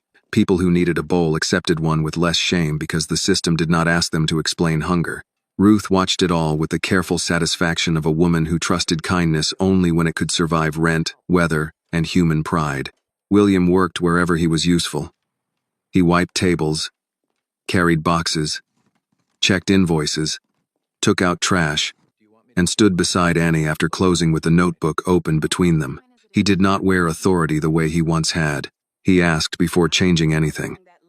He listened when Ruth said a recipe could not be rushed just because a lunch line was long. He learned that Marcus liked his coffee refilled before he asked, that Mrs. Coleman needed her bread sliced thin, that Mr. Doyle preferred the corner table because the heater reached his knees there. Small facts, once invisible to him, began to feel like the real machinery of a place. On Thursday afternoon, the supplier delivered beef at the new price. Annie checked the invoice twice, then looked at William with a grin she tried to hide. 12 and 10, she said. William folded the invoice. You negotiated it. You pushed me to. I gave you the door. You walked through it. Ruth set a heavy pot on the stove. Don't let him make it sound poetic. He also made you sweat through your apron. I did, Annie said. My heart was beating like a church drum. Marcus came in from the cold with grease on his work jacket and a folded newspaper under one arm. If anybody's celebrating, I'll take stew. You always take stew, Annie said. That's how I celebrate being alive. He set the newspaper on the counter, and William's name jumped from the business section before anyone opened it fully. Harrington transition raises questions among investors. Annie saw it at the same time he did. Ruth stopped stirring. Marcus's hand stayed on the paper, suddenly less casual. William picked it up. The article was short, polished, and cruel in the quiet way corporate statements often were. Preston Harrington had assumed full control of Harrington Foods and Hospitality Group, after what the company called a necessary leadership transition. William was described as stepping away for personal reasons. No mention of being forced out. No mention of the winter night. No mention of doors that did not open. Annie read over his shoulder. They made it sound like you chose this. That was the idea. Can they just say that? They can say many things. Whether they can prove them is another matter. Ruth's voice was low. And, can you prove yours? William folded the paper slowly. Not yet. The honesty sat heavily in the diner. Annie wanted to ask more, but a customer entered and the bell saved William from questions he was not ready to answer. He moved to the pickup counter, but his hands were not as steady as they had been that morning. Twice he checked the same ticket. Once he reached for the wrong bowl. Annie waited until the rush passed before she spoke. You don't have to pretend that didn't hurt. I've had worse. That doesn't answer me. William dried a ladle and set it down. If I let every lie hit me, I won't have enough left to help you keep this place open. Maybe you can do both. He gave her a tired look. You are very young to be this stubborn. And you are too old to think ignoring pain makes it disappear. Ruth made a small sound from the kitchen. That one came from me. William looked between them, and something in his face eased despite himself. I can tell. Later that evening, after the supper crowd thinned, a woman stepped into the diner wearing a camel coat and leather gloves, the kind of clothes that did not match the chipped floor or the fogged windows. Her hair was pinned neatly, her posture careful. She did not come to the counter. She looked at William first. Mr. Harrington. William's body went still. Evelyn. Annie glanced at him. Ruth came out of the kitchen, wiping her hands. Marcus, who had stayed late to fix the hinge on the back door, appeared from the hallway with a screwdriver in one hand. The woman noticed the room, noticing her. I'm not here to cause a scene. Marcus spoke before anyone else. Then don't. Evelyn Clark removed her gloves slowly. I deserve that. William stepped away from the counter. Do you? Her mouth tightened. Yes. The name reached Annie a second later. Evelyn Clark. William had mentioned his lawyer once. Not with anger, but with a disappointment so flat it was worse. Annie folded her arms. You're the one who didn't answer. Evelyn accepted the words without defense. I am. William's voice stayed even. Why are you here? Evelyn looked around the diner, the chalkboard, the card box, Ruth's stew pot, Annie's hands dusted with flour. Because the story Preston is telling is moving fast. Too fast. And because I should have answered the phone. Ruth watched her carefully. Should have is a heavy phrase. Folks use it when the damage is already done. I know, Evelyn said. William did not invite her to sit. Say what you came to say. Evelyn reached into her coat and pulled out a sealed envelope. I reviewed the restructuring documents after the board notice went public. Some versions don't match. There are changes in the executed copy that were not in the draft your office had on record. William's eyes sharpened. Annie saw the change immediately. The weary man from the sidewalk was still there, but behind him another part had awakened. How do you know? He asked. Because I kept my own files. You told me you couldn't get involved. I was afraid. Evelyn's voice dropped. Preston already had half the board aligned. He had internal counsel ready. He had people watching every move. I told myself the documents were signed, that there was nothing I could do without destroying my career. Marcus gave a quiet, hard laugh. Career, that word covers a lot of cowardice. Evelyn looked at him. It does. William took the envelope but did not open it. Why now? Her eyes moved to Annie, then to Ruth, then back to him. Because I saw the article. Then I saw another draft being prepared. They're going to push the idea that you were mentally unfit to lead. Emotional instability. Erratic behavior. They'll use any photo they can find of you here to make it look like proof. Annie's face hardened. So working in a diner means he's unfit?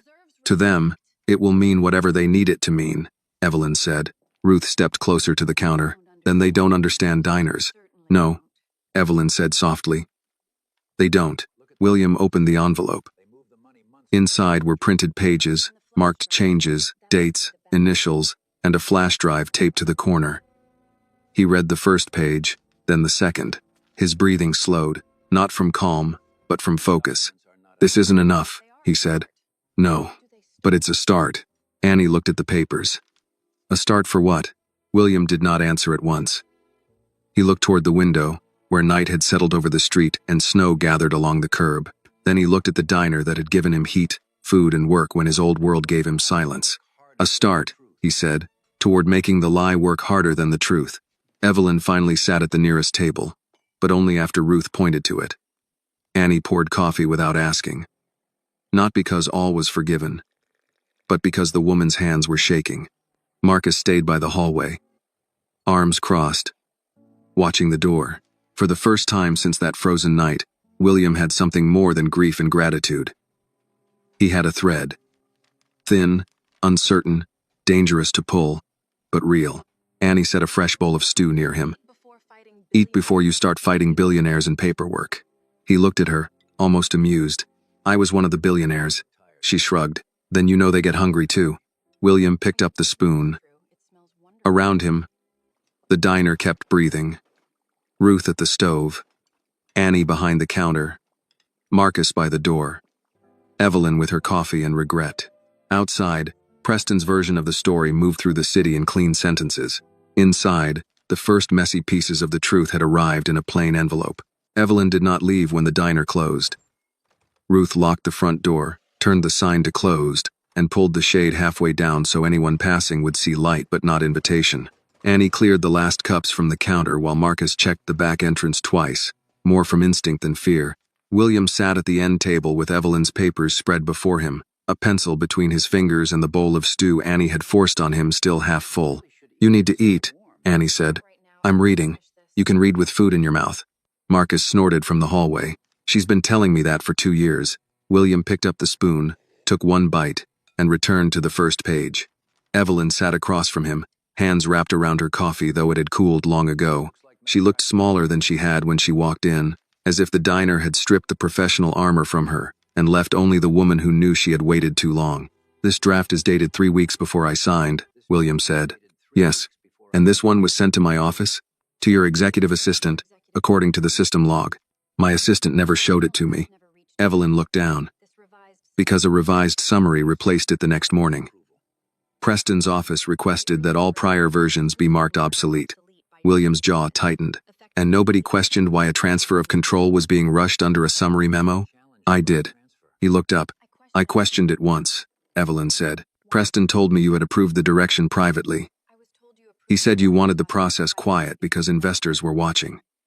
I should have called you directly." "I didn't." "Why?" She swallowed. "Because by then he had already started moving people. 2 senior counsels were pushed out. A finance director resigned without explanation. Everyone understood what happened to people who challenged him." Ruth came from the kitchen with a fresh pot of coffee. "Fear makes cowards out of smart folks faster than ignorance ever could." Evelyn accepted the words without lifting her head. "Yes, ma'am." Annie leaned against the counter, arms crossed. "So, Mr. Harrington signed papers he was never given the full truth about." "That is one way to put it," Evelyn said. "What's the plain way?" Evelyn looked at her. "He was misled," William corrected quietly. "He was set up." No one argued. The heater clicked in the corner. Snow brushed against the windows like dry sand. Annie looked at the pages covered in legal marks and initials. Then at William. He was no longer the man she had found shaking outside the door, but he was not the old billionaire either. The old man would have filled the room with commands. This one read slowly, listened, asked for proof, and held his anger behind his teeth because he had learned what one reckless signature could cost. "What do we do with it?" Annie asked. William looked to Evelyn. "We preserve everything," Evelyn said. "No calls from personal phones. No sending files to people we don't trust. I'll make copies through a secure channel. We need the full execution trail, emails, metadata, witness statements if we can get them." Marcus frowned. "In English, we need to prove the paper didn't become dirty by accident," Ruth said, setting the coffee down. Evelyn gave a tired smile. "That is actually a good translation." William turned a page. "Preston will expect me to run straight to court." "Don't," Evelyn said. "Not yet. If you file too soon with only this, his attorneys will frame it as grief, humiliation, and a desperate attempt to undo a business decision." Annie's eyes sharpened. "That article already started that." "Yes," Evelyn said. "The article is groundwork." William set the pencil down. "He wants me angry in public." "He wants you loud," Evelyn said. "Loud people are easier to dismiss." Ruth nodded once. "Then be quiet until quiet becomes heavy." That stayed in the room. Annie moved to the back counter and began wrapping leftover bread. Not because it needed doing that second, but because her hands wanted work. "And what about us?" William turned. "What do you mean? If they're going to use pictures of you here, they're not just coming after you. They'll come after the diner too. They'll say Grandma and I are part of some scheme. They'll say I'm letting you hide here." Marcus's voice lowered. "Let them come say it here." Annie looked at him. "That won't stop rumors." "No," William said. "It won't." She waited. He did not soften the answer, and she respected him more for that. "What we can do," he continued, "is keep the diner clean in every way. Books, invoices, rent receipts, supplier contracts, donation cards, everything documented. If anyone says this place is a front, the numbers will show food, labor, customers, and a community that already existed before I walked in." Ruth folded her arms. "Our books are honest. I know. Honest books still need to be organized." Annie gave him a look. "You just found a polite way to say my notebook is a mess." "It is a hard-working notebook." "That means mess. It means we can make it stronger." Ruth gave Annie a small nod. "Let him help with that part." Your handwriting is pretty, but pretty does not scare lawyers. Evelyn opened her briefcase and took out a plain folder. Start with copies of your lease, supplier invoices, payroll records if any, sales totals, and anything related to the Pay It Forward Bowl. Keep the original card system, but record daily counts. Not names, just numbers. Annie dried her hands slowly. I don't want people who need soup feeling tracked. They won't be, William said. We track the bowl, not the person. That matters. Yes, he said. It does. The conversation shifted from betrayal to preparation. The diner became a different kind of office, one with scratched tables and the smell of onions in the walls. Marcus found a cardboard box for documents. Annie labeled envelopes with a marker. Ruth took out an old metal cash box from under the counter and placed it on the table with more care than its dented lid deserved. Inside were receipts folded by month, rent stubs, repair notes, handwritten IOUs from customers Ruth had never intended to collect, and photographs from years of church suppers. William picked up one photo. Ruth stood younger behind a table of steaming trays, her late husband beside her, one hand resting near the same wooden sign that now hung outside Annie's diner. That him? William asked. Ruth's face warmed. Samuel. He could fix anything except his own stubbornness. Annie smiled faintly. Grandma says that because he wouldn't stop working when his knees got bad. He said chairs were for guests and old men, Ruth said. Then he became an old man and still wouldn't sit. William set the photo down gently. He helped start this place? He bought the first stove, Ruth said. Used, ugly, and loud enough to wake the block. But it cooked, and your family kept it going.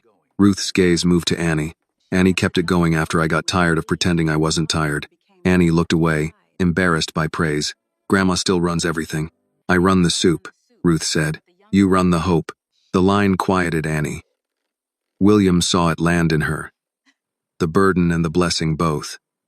He thought of Preston using the word family as a weapon, then looked at Ruth using it without saying it at all. The difference was almost unbearable. Evelyn checked her watch. I should go before my driver starts circling the block like a guilty man. Marcus stood. I'll walk you out. That isn't necessary. It's late. It's snowing, and you brought trouble in a folder. I'm walking you out. Evelyn did not argue. At the door, she turned back to William. Do not call Preston. I wasn't planning to. Good. And don't answer if he calls you. William's eyes narrowed slightly. You think he will? I think someone will tell him I was here. Men like Preston often own loyalty by the hour. It expires when fear changes direction. She left with Marcus, and cold air slipped in before the door closed again. Ruth locked it and pulled the shade lower. Annie gathered the first stack of labeled envelopes. Do you trust her? William leaned back, tiredness finally showing. Not fully, but you believe her? I believe the documents. I believe regret when it costs something. I don't yet know what hers will cost. Ruth turned off the coffee machine. That's a fair answer. Annie looked at the table, at the papers that had turned their diner into the first stop on a road towards something dangerous. Last week I was worried about rent. Now I'm worried about billion-dollar lawyers. Rent is still due Friday, Ruth said. Annie sighed. Thank you, Grandma. That really helped. William picked up the lease envelope. Rent first, billion-dollar lawyers after breakfast. Annie laughed despite herself, and the sound eased the room. It did not erase the danger. It did not change the article, or Preston's plans, or the documents waiting to be copied, but it reminded them that fear did not get to take every chair at the table. The next morning came gray and hard. The snow had stopped, leaving the sidewalks crusted and the curbs packed with dirty ice. Annie arrived from the back room with her apron tied and her hair wrapped in a dark scarf. William was already at the counter, sorting receipts by month. You slept? She asked. Some. That means no. It means some. Ruth came in behind her. Stubborn men think changing the word changes the truth. William placed another receipt into the proper envelope. Good morning to you too, Miss Ruth. Before Ruth could answer, the front door opened, though the sign still said closed. Marcus stepped in quickly, his face serious. Company, he said. A black sedan had pulled up across the street. Its engine ran, exhaust curling white behind it. A man in a dark coat stood near the curb, speaking into a phone. He did not enter. He only looked at the diner, then at the sign, then back to the phone. Annie moved toward the window, but William raised one hand. Don't. Who is he? William's voice changed, calm in a way that made the room colder. Someone Preston pays. Ruth reached for the coffee pot as if it were a weapon of routine. Then we open on time. Annie looked at her. Grandma, we open on time, Ruth repeated. We serve coffee. We serve soup. We keep records. We don't let a man across the street decide how this place breathes. William looked from Ruth to Annie, then back to the sedan. The old instinct in him wanted to confront, to command, to strike first. But the diner had begun teaching him another kind of strength. The bell remained still. The man outside kept watching. Inside, Annie turned the sign to open, exactly at 6. Marcus took his stool. Ruth lit the stove. William slid the receipts into the metal cash box and placed it under the counter. The first customer came in stamping snow from his boots, unaware that the war had already reached the sidewalk. Annie smiled at him the way she always did. Morning, Mr. Harris. Coffee? The diner breathed in. The day began. And across the street, Preston's watcher lifted his phone to take the first picture. The picture was taken before the first pot of coffee had finished brewing. The man across the street lifted his phone, held it steady, and aimed through the front window as if Annie's warm bowl were evidence instead of a diner. William saw the movement in the reflection of the glass above the counter. He did not turn at once. That would have given the man what he wanted. A reaction sharp enough to be photographed, cropped, and explained by someone else. Annie poured coffee for Mr. Harris as if nothing had changed, but her hand was tighter around the pot. He's still there. I know, William said. You want me to call someone? Not yet. Marcus sat at his usual stool, one hand around his mug, the other resting near the folded newspaper. I could walk over and ask if he's lost. Ruth spoke from the kitchen. You could also stay in your seat and not give him a story. Marcus grunted. Miss Ruth, you take the fun out of bad ideas. I have had practice. The man outside lowered his phone, spoke into it, then lifted it again when William moved to set receipts beneath the counter. William adjusted his posture, not hiding, not performing. He had spent too many years in rooms where a single expression could shift stock prices. A camera through a diner window was crude by comparison, but crude tools still cut. The breakfast crowd noticed slowly. Mrs. Coleman leaned close to Annie when she picked up her bread and coffee. Honey, that fellow outside bothering you? We're fine, Annie said. Mrs. Coleman's mouth tightened. Fine is what women say when they don't want other folks scared. Annie gave her a small smile. Then we're almost fine. By 8, the watcher had company. A second car pulled up behind the sedan, and a younger man stepped out with a camera hanging from his neck. Not a phone this time. A real camera. He crossed the street, stopping just outside the window. He did not enter. He took pictures of the sign, the pay it forward line on the board, Marcus at the counter, Ruth carrying a pot from the stove, and William standing beside Annie with an order ticket in his hand. Annie put the ticket down. That's enough. William's voice stayed low. Annie, no, he can stand outside all he wants, but he doesn't get to take pictures of Grandma like we're animals in a cage. She moved toward the door before William could stop her. Marcus was on his feet at once, but Ruth called from the kitchen. Marcus, let her speak. Just stand where she can see you. Annie stepped outside without a coat, the cold hitting her arms as the bell shook behind her.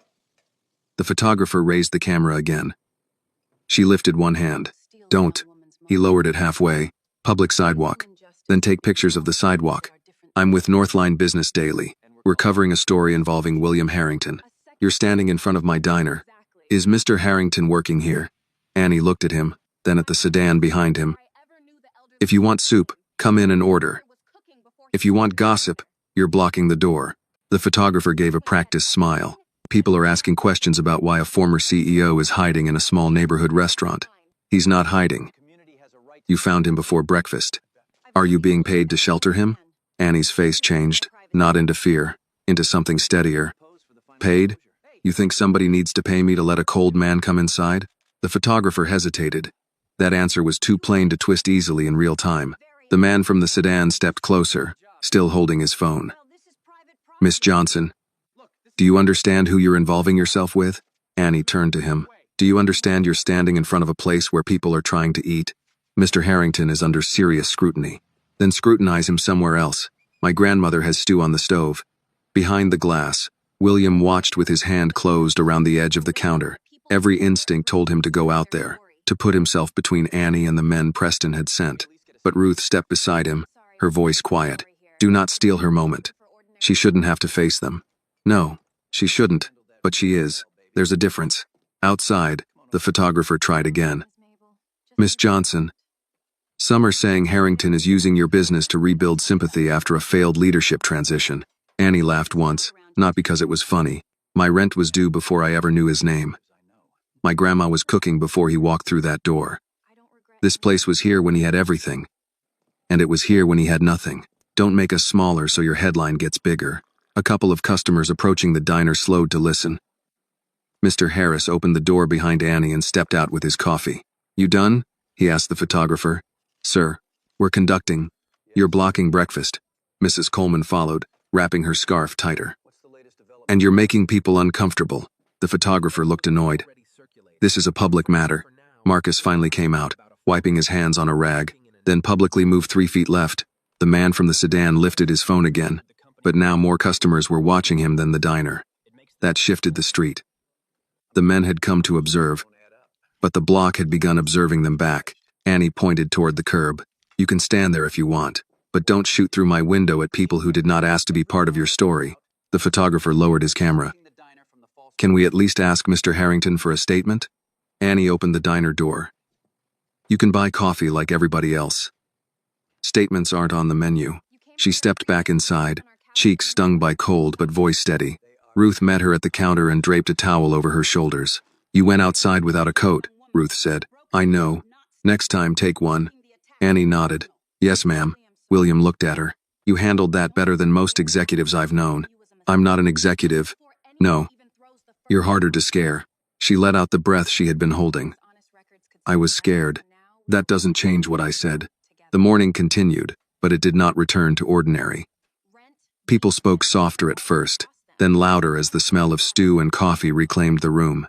A few customers added extra money to the pay-it-forward box without a word.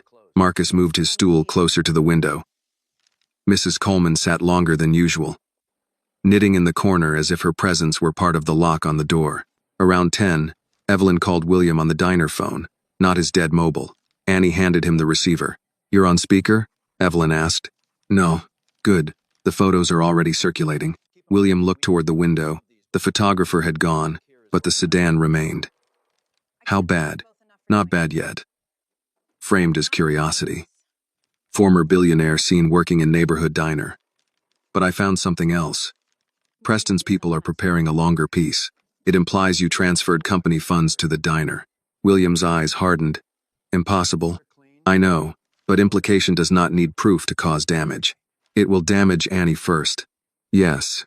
William looked across the room. Annie was helping Mr. Doyle open a stubborn jam packet, patient as if the world outside had not changed. Ruth was packing bread. Marcus was pretending not to watch every car that slowed. What do you need from me? William asked. Clean records. Today. Every dollar in, every dollar out. And a written statement from Miss Johnson that no Harrington funds entered the business. She shouldn't have to defend herself from a lie. No one should. But lies move faster when decent people assume truth will catch up on its own. William closed his eyes briefly. Send the format. After he hung up, Annie knew before he spoke that something had worsened. What now? They're going to suggest I put money into the diner. She stared at him. You don't have money. I'm aware. I mean, you came in freezing. You slept on our couch. You borrowed socks. I suspect that detail will not make the article. Ruth set the bread bag down with more force than needed. So now they come for the girl because the man would not stay broken. William's voice dropped. I'm sorry. Annie turned to him. Don't do that. Do what? Apologize like you broke our window before anybody throws the rock. He was quiet. She leaned both hands on the counter. You told me to organize the books. So we organize them. You told me honest records can stand up. So we stand them up. But you don't get to act like helping you was a mistake I made. William looked at her, and for the first time that day the pressure in his chest shifted. It may cost you. Lots of things cost us, Annie said. Rent costs us, beef costs us, winter costs us. That doesn't mean we stop opening. Ruth nodded toward the back. Get the metal box. For the next 3 hours, the diner became both restaurant and evidence room. Annie worked the counter while William and Ruth sorted receipts between orders. Marcus wrote down the license plate of the sedan on the back of a napkin and slid it to William. Mrs. Coleman volunteered to copy dates into a notebook, saying her handwriting had survived 32 years in a school office and could survive billionaires. Mr. Harris brought in a small portable scanner from his delivery office after lunch. Annie looked around at them, overwhelmed. You all don't have to do this. Mrs. Coleman did not look up from the receipt in front of her. Honey, people think community is casseroles and Christmas lights. Sometimes it's paperwork. Marcus added, and watching the curb, by late afternoon, Evelyn had the first scanned copies. The records were imperfect but honest. No unexplained deposits. No hidden transfers. Sales matched inventory closely enough. The pay-it-forward cards matched the added cash line. Annie's small, bent notebook had become the center of their defense. When the lunch rush ended, William sat with Annie at the counter. Her hands were dusted with flour and ink. She looked tired in a way no 18-year-old should have looked. But her eyes remained clear. I dragged trouble to your door, he said. Annie shook her head. No.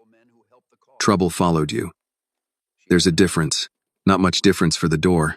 She glanced at the wooden sign outside. Then at the card box under the register. This door opened for people before you came. It can handle one more storm. Before William could answer, the diner phone rang. Ruth picked it up, listened for 3 seconds, then looked at William. It's a man asking for you, she said. Says his name is Preston. The room tightened. William stood slowly. Annie's face went still. Marcus moved closer to the counter. Ruth held the receiver out but did not release it until William met her eyes. Quiet can be heavy, she said. William took the phone. Preston. His son's voice came smooth through the line, polished and almost amused. Dad, I see you've made new friends.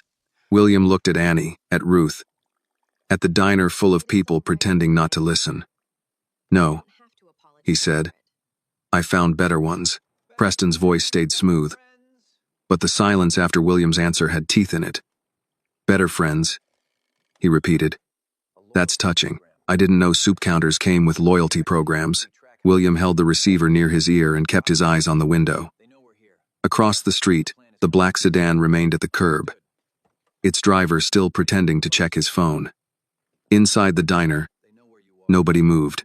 Annie stood beside the register, Ruth near the coffee pot, Marcus at the end of the counter with both hands flat on the wood. What do you want, Preston? William asked. I want you to stop embarrassing yourself. That can't be all. You've never called me just to protect my dignity. A faint laugh came through the line. You always did enjoy sounding clever when you were cornered. I'm not cornered. I'm answering a phone. You're answering a phone in a diner on the west side while strangers help you sort receipts.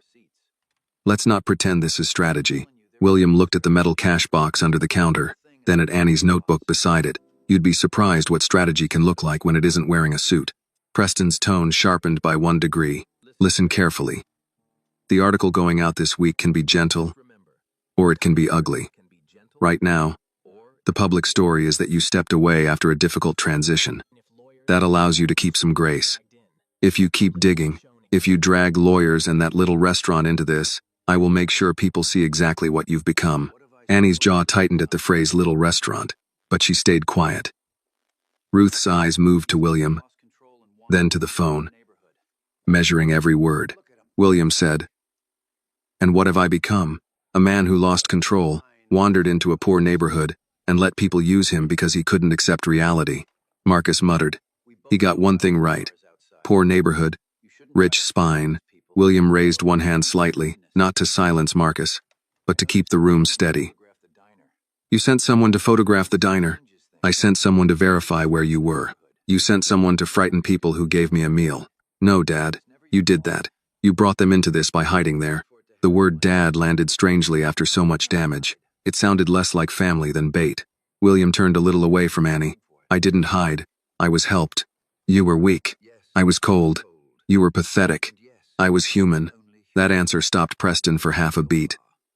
William heard the shift, the small disruption in the rhythm of a man expecting anger and getting plain truth instead. Preston recovered quickly. The diner will not survive attention like this. Health inspectors. Tax questions. Lease pressure. Supplier concerns. You know how fast a small business can fold when the right people ask the wrong questions. Annie reached for the edge of the counter. Ruth stepped closer, her face calm but hard. William's voice lowered. Are you threatening them? I'm explaining consequences. No, you're proving intent. Another pause. Preston's voice came back colder. You think you're recording this? No. I think you're still arrogant enough to say the quiet part aloud without help. Behind him, Annie's mouth moved just slightly, as if she wanted to smile but could not risk it. Preston exhaled through his nose. You always taught me to remove uncertainty. I taught you to assess risk. You learned to confuse that with removing people. And you learned too late that trust is a liability. William looked toward Ruth's stove, where soup still warmed for the evening rush. No. I learned I trusted the wrong man. The line went quiet. When Preston spoke again, the amusement was gone. Walk away from whatever Evelyn gave you. Leave the diner. Go somewhere quiet. I'll arrange a private residence, a monthly allowance, medical coverage, whatever keeps you comfortable and out of sight. You can keep your pride in private. William almost laughed, but it came out as a breath. You stole my house, then offered me a room. I took responsibility for an empire you were letting rot. You took your father's hand, placed a pen in it, and called betrayal a transition. You signed, you lied, and you lost. That last sentence filled the diner like smoke. Annie's eyes flashed. Marcus moved, but Ruth lifted 2 fingers, and he stopped. William did not flinch. He had already lived the worst part of that sentence on a frozen step. For now, William said. Preston's voice dropped. Careful. No, you be careful. Not because I'm coming for revenge. I'm too tired for that. Be careful because you built your victory on paperwork that has started to talk. Be careful because people you frightened are starting to remember they kept copies. Be careful because the diner you call small has better records than half the men who helped you. Preston gave a hard laugh. You're really going to stand behind a soup girl and pretend you found a movement? William looked at Annie then. She stood straight, hurt in her face but no fear in her eyes. Do not call her that again, William said. Oh, now she has a defender. No, she has a name. Use it or stay silent. Annie's throat moved. Ruth looked at William with something close to approval, though her face remained guarded. Preston said, You've gotten sentimental. I've gotten clear. Then hear this clearly. If you keep pushing, that place will suffer before I do. William held the receiver tighter. His voice did not rise. If anything happens to this diner, to Annie, to Miss Ruth, to Marcus, or to anyone connected to them, every person in my old world will know exactly where to look first. You don't have an old world anymore. No, William said, but I know where its bodies are buried. For the first time, Preston did not answer right away. William continued. You wanted me alone because alone men can be described however powerful men choose. That was your mistake. I'm not alone now. Preston's voice returned low and thin. Enjoy your new friends while they last. The line clicked dead. William kept the receiver near his ear for another second, listening to the empty tone. Then he placed it back in the cradle with care. No one spoke. Outside, the man in the sedan lowered his phone and started the engine, as if the end of the call had reached him through some invisible wire. Annie was the first to break the quiet. Soup girl? Ruth's eyes narrowed. That boy needs his mouth washed with more than soap. Marcus gave a humorless chuckle. I got engine degreaser next door. Annie looked at William. He really thinks that little of us. William's face softened. He thinks little of anyone who cannot help him climb. That's worse. Yes. Ruth picked up the coffee pot and filled William's mug, though he had not asked. Drink. Your hands are shaking. William looked down. They were. Not from cold this time. From restraint. I'm sorry, he said. Annie pointed at him. We already talked about that. Then I'm angry. That's allowed. Marcus returned to his stool, but he faced the window now. The sedan's leaving. William moved to the glass but kept back from it. The car pulled away from the curb and disappeared into traffic. The street looked ordinary again, which somehow made the threat feel sharper. Annie took out the notebook and opened to a blank page. What did he just give us? William turned. What? You said he was proving intent. So we write it down. Time of call. What he said. Who was here? Evelyn's instructions had already taken root. Ruth brought over a pen. Marcus checked the clock. 5:13 p.m. Annie wrote carefully. Call received at 5:13. Preston Harrington asked for William.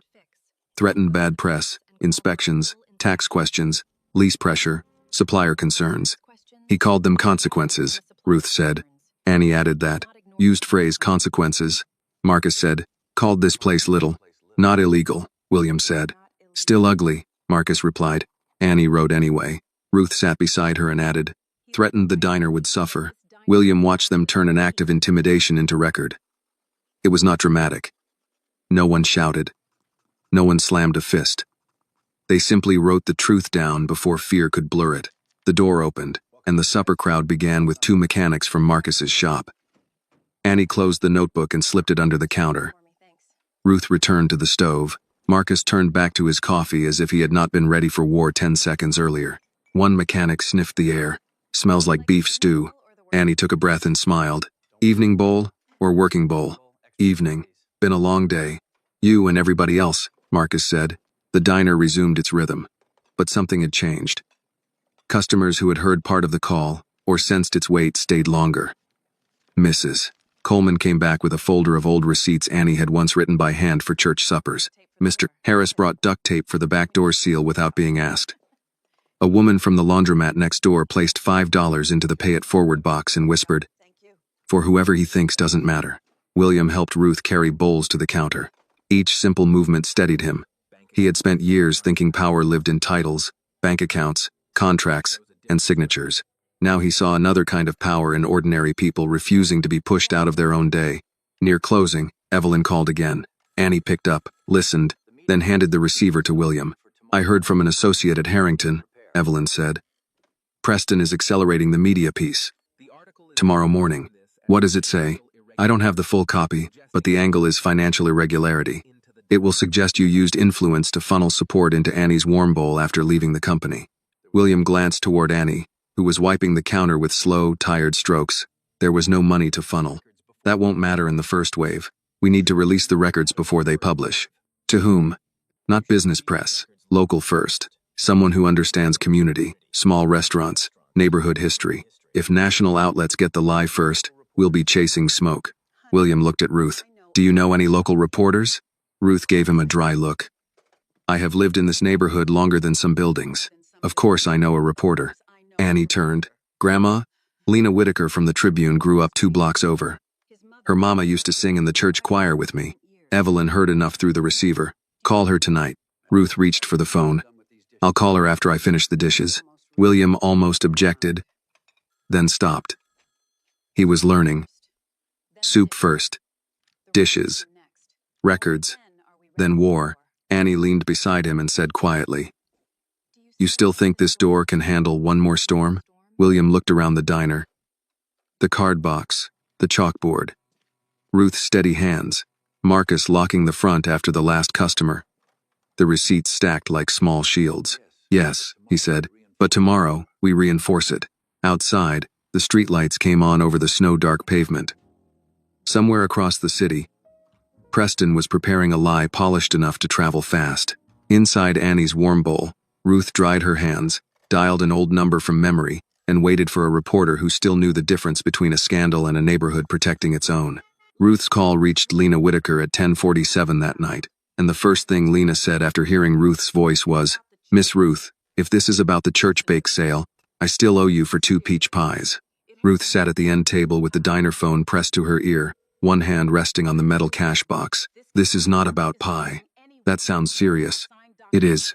William sat across from Annie, sorting copies into 3 piles: diner records, Harrington documents, and threat notes.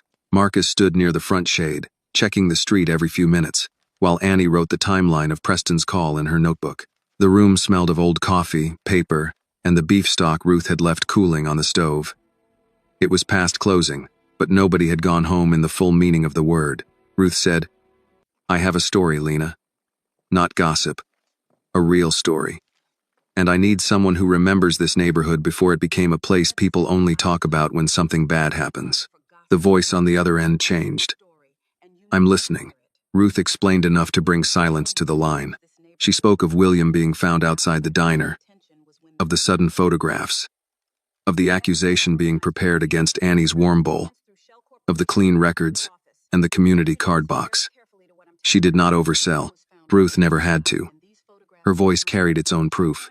Lena arrived 40 minutes later, in a long dark coat, hair pulled back, recorder in her pocket, notebook in hand. She was in her late 40s, with the tired eyes of someone who had seen too many public statements, and the firm posture of a woman who still believed facts mattered. When she stepped inside, Ruth met her near the counter. "You came fast," Ruth said. "You said someone was trying to make a lie look official." Lena removed her gloves.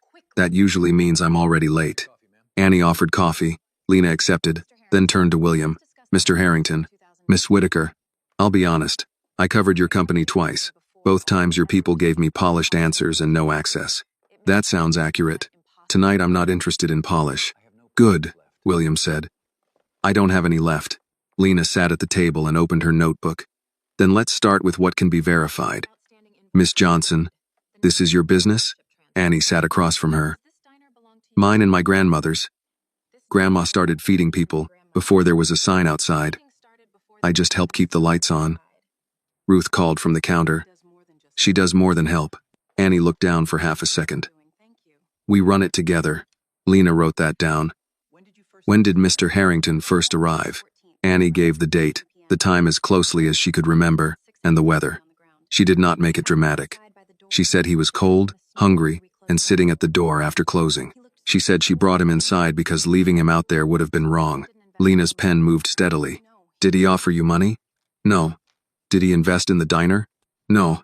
"Did any account connected to Harrington Foods transfer funds here?" Annie's voice stayed clear. "No. He borrowed socks before he ever touched our notebook." Marcus made a low sound. "Put that in the article." Lena glanced at him. "I might." William slid the first folder across the table. Sales records, invoices, rent notices, supplier documents, daily counts for the Pay It Forward Bowl. "It is imperfect, but it is honest." Lena opened the folder, scanned the first pages, then looked at Annie. "You kept all this by hand?" "Yes. Most small places don't keep this much. My grandma says memory gets tired when money gets tight." Ruth nodded. "And landlords like tired memory." Lena almost smiled, but her face settled back into work. "What about the claim that Mr. Harrington is using the diner to rebuild sympathy?" Annie's answer came slower. "I can't control what people think. But this place was here before he came. The customers were here before he came. The rent was hard before he came. The soup was good before he came." She looked at William briefly. "He helped us see what we were doing wrong. That's not the same as owning us." William looked at the table. He had been named in thousands of rooms. But this was the first time someone defended the line between help and ownership with such care. Lena turned to him. "Why stay here?" He folded his hands. "Because they opened the door." "That's not a business answer." "It isn't a business decision." "Then what is it?" William took a breath. "I lost my company on paper. I lost my house through my own signature. I lost people who claimed they cared about me. This diner gave me shelter before it knew my name. Then it gave me work. I am helping because I know food businesses, and because usefulness is the only thing I currently own that is worth anything." Lena did not write for a moment. "Do you intend to use Annie's warm bowl against your son?" "No." "Do you intend to reclaim Harrington Foods?" William paused. The old answer would have been immediate. "Yes. Everything. Every share. Every chair." But he looked at Annie's notebook, Ruth's cash box, Marcus standing watch near the shade, and the answer became less simple. "I intend to expose how he took it," he said. "What happens after that should be decided in daylight." Ruth's eyes moved to him, approving the restraint. Lena set her pen down. "I need to ask about race, because if I don't, someone else will ask it badly." "Miss Johnson, do you feel used by a wealthy white man with a public problem?" Annie did not answer quickly. The question was sharp, but not cruel. It named what others would whisper. "I know what it looks like to some people," Annie said. "I know how fast folks decide a young black woman must be somebody's charity story or somebody's prop. But I was the one who opened the door. I was the one who chose not to walk past him. And I am the one who still decides what happens in my diner. Mr. Harrington doesn't speak for me." Lena nodded. "And does he understand that?" Annie looked at William. "He's learning." William accepted the correction. "I am." Marcus muttered. "Better than most." Lena turned a page. "Miss Ruth, your view?" Ruth leaned on the counter. "My view is simple.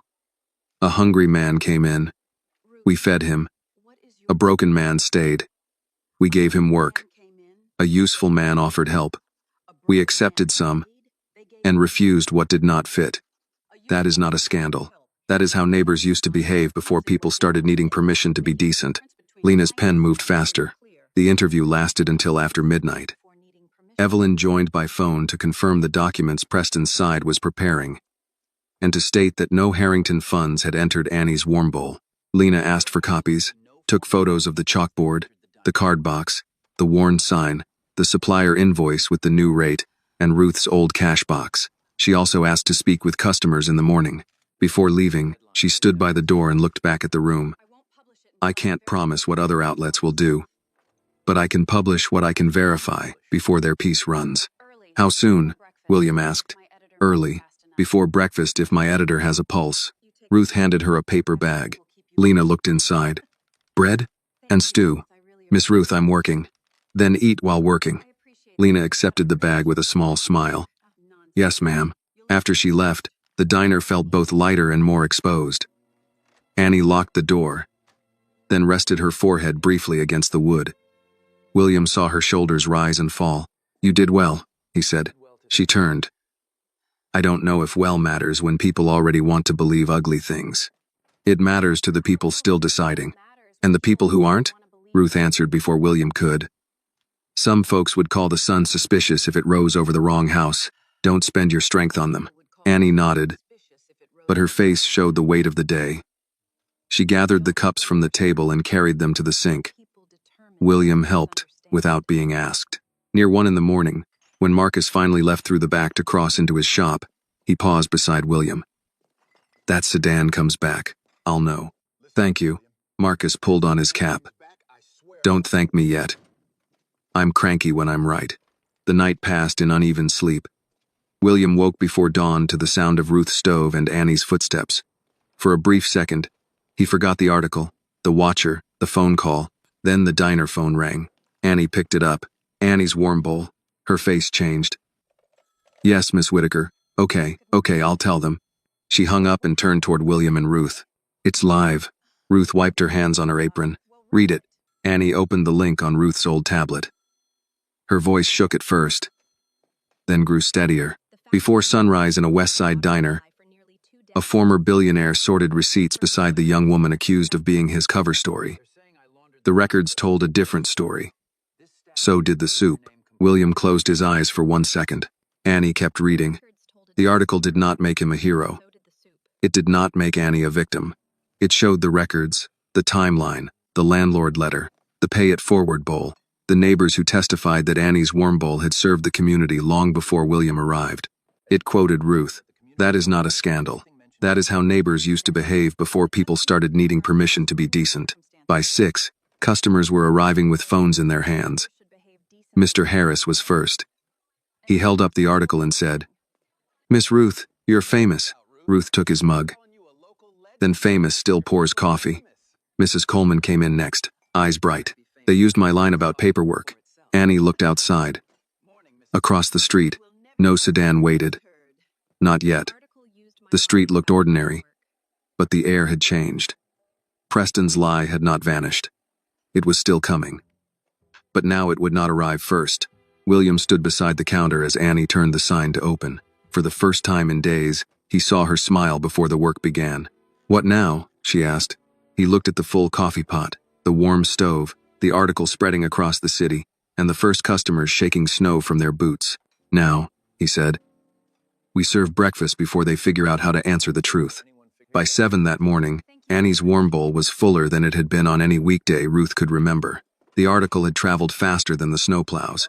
Customers came in holding phones, folded newspapers, and the kind of cautious excitement people bring when a place they love has suddenly been seen by the outside world. Some came for breakfast. Some came to make sure Annie was all right. Some came because they had read about the Pay It Forward bowl and wanted to add their $2 without making a fuss. Annie kept moving. Coffee, bread, soup tickets, change, thank you, good morning, yes ma'am, no sir. The line starts there. Her smile stayed steady, but William saw the strain under it. Attention was another kind of weather. Even when it was warm, it could wear a person down. Mr. Harris stood near the door helping people understand the new system. Order at the counter. Pick up at the end. Don't crowd Miss Ruth's side unless you want a lecture with your stew. Ruth called from the kitchen. I do not lecture. Marcus said from his stool. You educate with volume. That earned the first laugh of the morning. The sound loosened the room. William carried bowls from the warmer to the pickup counter. Careful with his steps, careful with his expression. More than one customer recognized him now, but the article had done something Preston's people had not expected. It had placed William inside the story as a man working, not hiding. People looked at him with curiosity, but also with the rough fairness of neighborhood judgment. If he carried the bowl without spilling it, he was useful for the moment. Around 8:30, Lena Whitaker returned with a photographer from the Tribune. But this time she came through the front door, ordered coffee, and asked Annie's permission before taking a single picture. Annie looked at Ruth. Ruth said, as long as nobody photographs the stove before I wipe the side. Lena smiled. That sounds like consent with conditions. That is the only kind worth giving, Ruth replied. The photographer took pictures of the board, the card box, Ruth's hands shaping biscuits, Marcus holding the door for Mrs. Coleman, and Annie writing a lunch order with pencil marks still on her fingers. When he lifted the camera toward William, William glanced at Annie. She gave a small nod. Only then did he allow it. Lena noticed. You ask her now? William set down a tray. It's her diner. It took you long to learn that? Longer than it should have. The answer made Annie pause, but she did not look over. She only wrote the next order and called 2 working bowls, 1 chicken, 1 lentil. By mid-morning, Evelyn arrived with a laptop bag and the look of someone who had already read 3 bad emails before coffee. She took the corner table, opened her files, and waited until Annie had a break. The Harrington response is out, Evelyn said. William came over with a towel still in his hand. Annie stood beside him. Ruth stayed within hearing distance, pretending to sort bread. What does it say? William asked. Evelyn turned the laptop slightly. They deny everything. They call the Tribune piece emotionally driven. They say the leadership transition was lawful, voluntary, and necessary. They do not name Annie directly, but they refer to outside parties attempting to exploit a private family matter. Annie let out a short breath. Outside parties, that means me without saying me. Yes, Evelyn said. But they were careful. Too careful. William leaned closer. Where is the mistake? Evelyn tapped the screen. Here. They claim the transfer documents were reviewed by independent counsel before signature. That is not true. The independent counsel review happened after the executed copy was filed, not before. I have the timestamp. William's face changed in that quiet way Annie had begun to recognize. His anger did not rise. It narrowed. Can we use it? He asked. Not publicly yet. But in court, yes, and there's more. Someone from Internal Finance contacted me this morning. Who? I won't say until I confirm they're willing to give a statement. But they claim Preston ordered a freeze on certain personal accounts before you signed the final document. William went very still. Annie looked between them. Why does that matter? Evelyn answered carefully. Because if the accounts were frozen before he signed, it suggests Preston knew the transfer would happen before William supposedly agreed to it. Ruth came out from behind the counter, wiping her hands slowly. So the trap was set before the man stepped in it. That is the plain version, Evelyn said. William turned away for a moment. Through the window, he could see the street where the sedan had been the day before. Empty now. Still, he felt watched, not by cameras, but by the past catching up one document at a time. Annie's voice softened. You okay? He looked at her, and this time he did not dodge the question with pride. No. But I can stand. That counts. It will have to. The lunch rush came hard. The article had pulled in people from outside the neighborhood, and not all of them understood the place. A man in an expensive coat cut the line, holding his phone up. Is the billionaire here? He asked, laughing like he was part of some show. Annie looked up from the register. Line starts behind Mrs. Coleman. I just want a quick photo. Mrs. Coleman turned around with her tray in hand. And I want to sit before my soup gets cold. We all want things. The man blinked. Marcus stood, not moving toward him, just rising. The man lowered his phone. Fine. Relax. Annie's tone stayed even. We're relaxed. You're in the wrong spot. He went to the back of the line, embarrassed. William watched the exchange with a strange mix of gratitude and shame. Fame had made him used to rooms bending around him. Here, the room bent around the elderly woman with hot soup, because that was the proper order of things. At 2, The diner finally slowed. Annie sank onto the stool behind the counter and pressed her palms against her eyes. Ruth placed tea beside her. Drink. I'm not sick. Did I ask? Annie took the tea. William sat across from her with the notebook. You served almost double a normal lunch. Is that good or terrifying? Both. Great. My favorite combination. He turned the notebook around.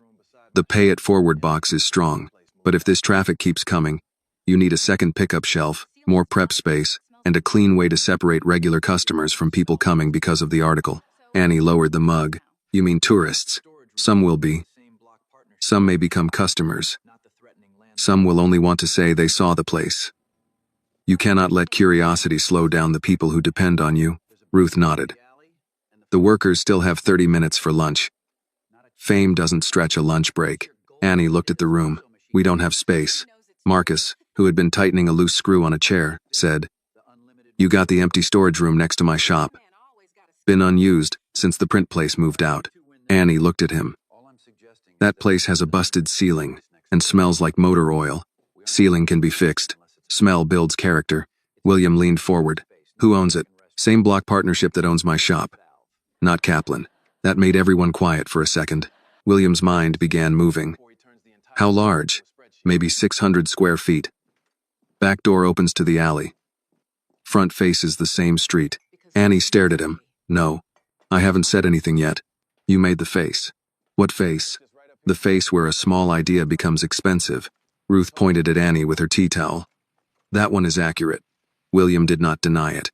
I'm not suggesting expansion today. I'm suggesting we look. If the space is affordable, it could become prep and pickup. Not a second restaurant. A relief valve. A relief valve sounds like plumbing. In restaurants, plumbing matters. Marcus grabbed his coat. Come on then. I'll show you before you turn the whole block into a spreadsheet. Annie hesitated, but Ruth took the mug from her hand. Go look. Looking is free. Nothing is free when Mr. Harrington is thinking. William stood. That is also accurate. The four of them crossed the sidewalk after Annie put on her coat. The air was sharp but clearer than the day before. A few people outside the diner nodded as they passed. One woman called, Good article, Annie. Annie lifted a hand, shy but proud. Marcus unlocked the neighboring space. The door stuck at first, then gave with a scrape. Inside, the room was dim, dusty, and cold. Old shelves lined one wall. The ceiling had water stains. The floor needed work, but the space was real, and through the front window Annie could see her own diner sign next door. No, she said again, quieter this time. William looked around. You say no when you're scared. I say no when I see bills. Good. Fear of bills keeps people honest. Marcus tapped the wall. This side connects close to your kitchen alley. Could run orders from the back if city permits don't make everybody cry. Annie walked to the window. From there, she watched Ruth moving inside the diner, pouring coffee for Mr. Doyle. The thought of more space should have felt exciting. Instead, it felt like standing too close to a road she had not planned to cross. William came beside her, leaving a respectful distance. This does not happen unless you want it. I want Grandma to stop worrying about rent. That is not the same as wanting this. I want people fed. That is still not the same. She looked at him. Then what do I want? He shook his head. I can help with numbers. Not that. For once, the answer did not sound like strategy. It sounded like respect. Annie looked back at the diner. If we did this, we don't make it fancy. No rich people soup with foam or tiny bowls. Absolutely not. No pushing out the people who came before the article. That is the first rule. And if it starts changing us, we stop. William nodded. Agreed. Marcus looked between them. So that's a maybe. Annie sighed. That is a don't tell Grandma yet. Ruth's voice came from the doorway behind them. Too late. They turned. She stood with her coat over her apron and one eyebrow raised. Annie groaned. Grandma. Ruth stepped inside, looked once at the stained ceiling, once at the wall, once at William. It needs work. Marcus smiled. So do most good things. Ruth ignored him and looked at Annie. We pray, we count, we ask the landlord, and we do not let excitement outrun wisdom. William nodded. That is exactly right. Ruth looked at him. I wasn't asking if it was. He lowered his gaze with the smallest smile. No, ma'am. That evening, Evelyn called again. The finance employee had agreed to meet, but only if William came without press and without anger. The meeting would be the next night, at a union diner near the old freight yards. Annie heard enough from the counter. "You're not going alone." William covered the receiver. "That is not your burden." She gave him a look. "You're in my diner, remember? Trouble followed you here. We already discussed the difference." Marcus lifted his hand. "I'll drive," Ruth said, "and I'll pack food. People tell the truth better when their stomachs aren't fighting them." William looked at them, at this unlikely council gathered under old lights, and felt again the weight of Preston's mistake. His son had thought a man without wealth would be alone. He had never understood that some doors, once opened, did more than shelter. They gathered people. William returned to the phone. "Tell them I'll be there," he said to Evelyn. "And tell them they won't be walking into an ambush," Annie added from the counter. "Tell them there'll be sandwiches." Evelyn paused. "Sandwiches?" William looked at Annie, then at Ruth, then at Marcus, all waiting as if this were now part of the legal strategy. "Yes," he said. "Apparently sandwiches." The Union Diner near the old freight yards looked like the kind of place that had survived by refusing to impress anybody. Its sign buzzed in red letters above the door. Half the booths had cracked vinyl seats, and the coffee smelled strong enough to wake a man from across the street. Marcus parked his pickup 2 spaces from the entrance and left the engine running for a moment while he checked both mirrors. Annie sat in the back seat with a paper bag on her lap. Ruth had packed turkey sandwiches, biscuits, 2 apples, and a thermos of coffee because, as she said, people told the truth better when their stomachs were not fighting them.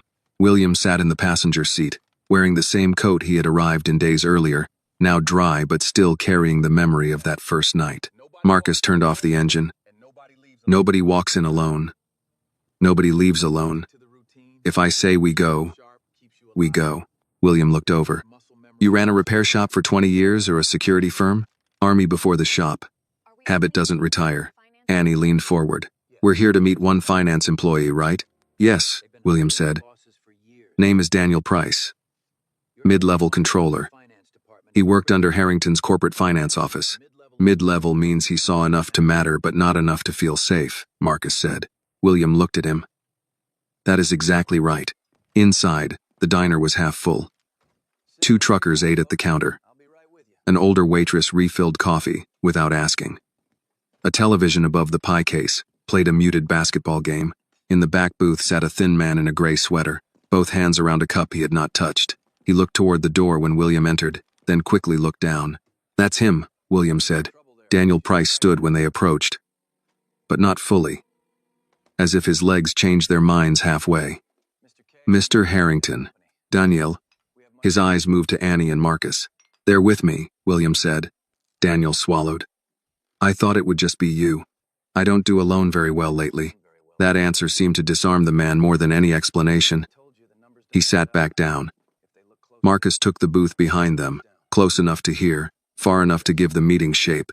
Annie slid into the seat beside William and placed Ruth's paper bag on the table. Daniel glanced at it.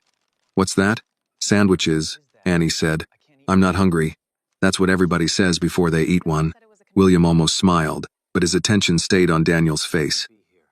Fear had made a home there. Daniel lowered his voice. "I shouldn't be here." "Probably not," William said. "But you are. I have a mortgage. My wife is 7 months pregnant. Preston's people know everything. They know what school my wife works at. They know where we live." Annie's face changed. "He threatened your wife?" "Not directly. Men like that don't have to." Daniel rubbed both hands over his cup. "A senior VP told me loyalty would be remembered. Then he mentioned my benefits package." Same conversation. William felt the old anger rise, but he kept his voice level. "What did you see?" Daniel took a folded envelope from inside his jacket but did not hand it over. "Before you signed the restructuring papers, certain personal accounts tied to you were flagged for internal restriction, not a full freeze, more like a staged lock. It was entered as a risk control measure pending governance transition." Annie leaned in slightly. In plain words, Daniel looked at her. They started blocking him before he agreed to give anything up. William's eyes stayed on the envelope. "Who ordered it?" "Preston's office." The request came through Miranda Vale, his chief of staff. But the approval note referenced his direct instruction. Daniel's voice tightened. "I saw it in the system. I copied screenshots. Then I got scared and deleted the local files, but not before sending them to an old personal drive." "Why did you keep them?" William asked. Daniel gave a short, helpless laugh. Because my father worked 30 years as a payroll clerk and told me numbers don't belong to the powerful. They belong to the truth. I guess some lessons stick even when fear tries to peel them off. Annie pushed the paper bag toward him. Your father sounds like someone who'd want you to eat. Daniel blinked at her, then took a sandwich with a hand that shook. William did not rush him. The diner noise filled the pause.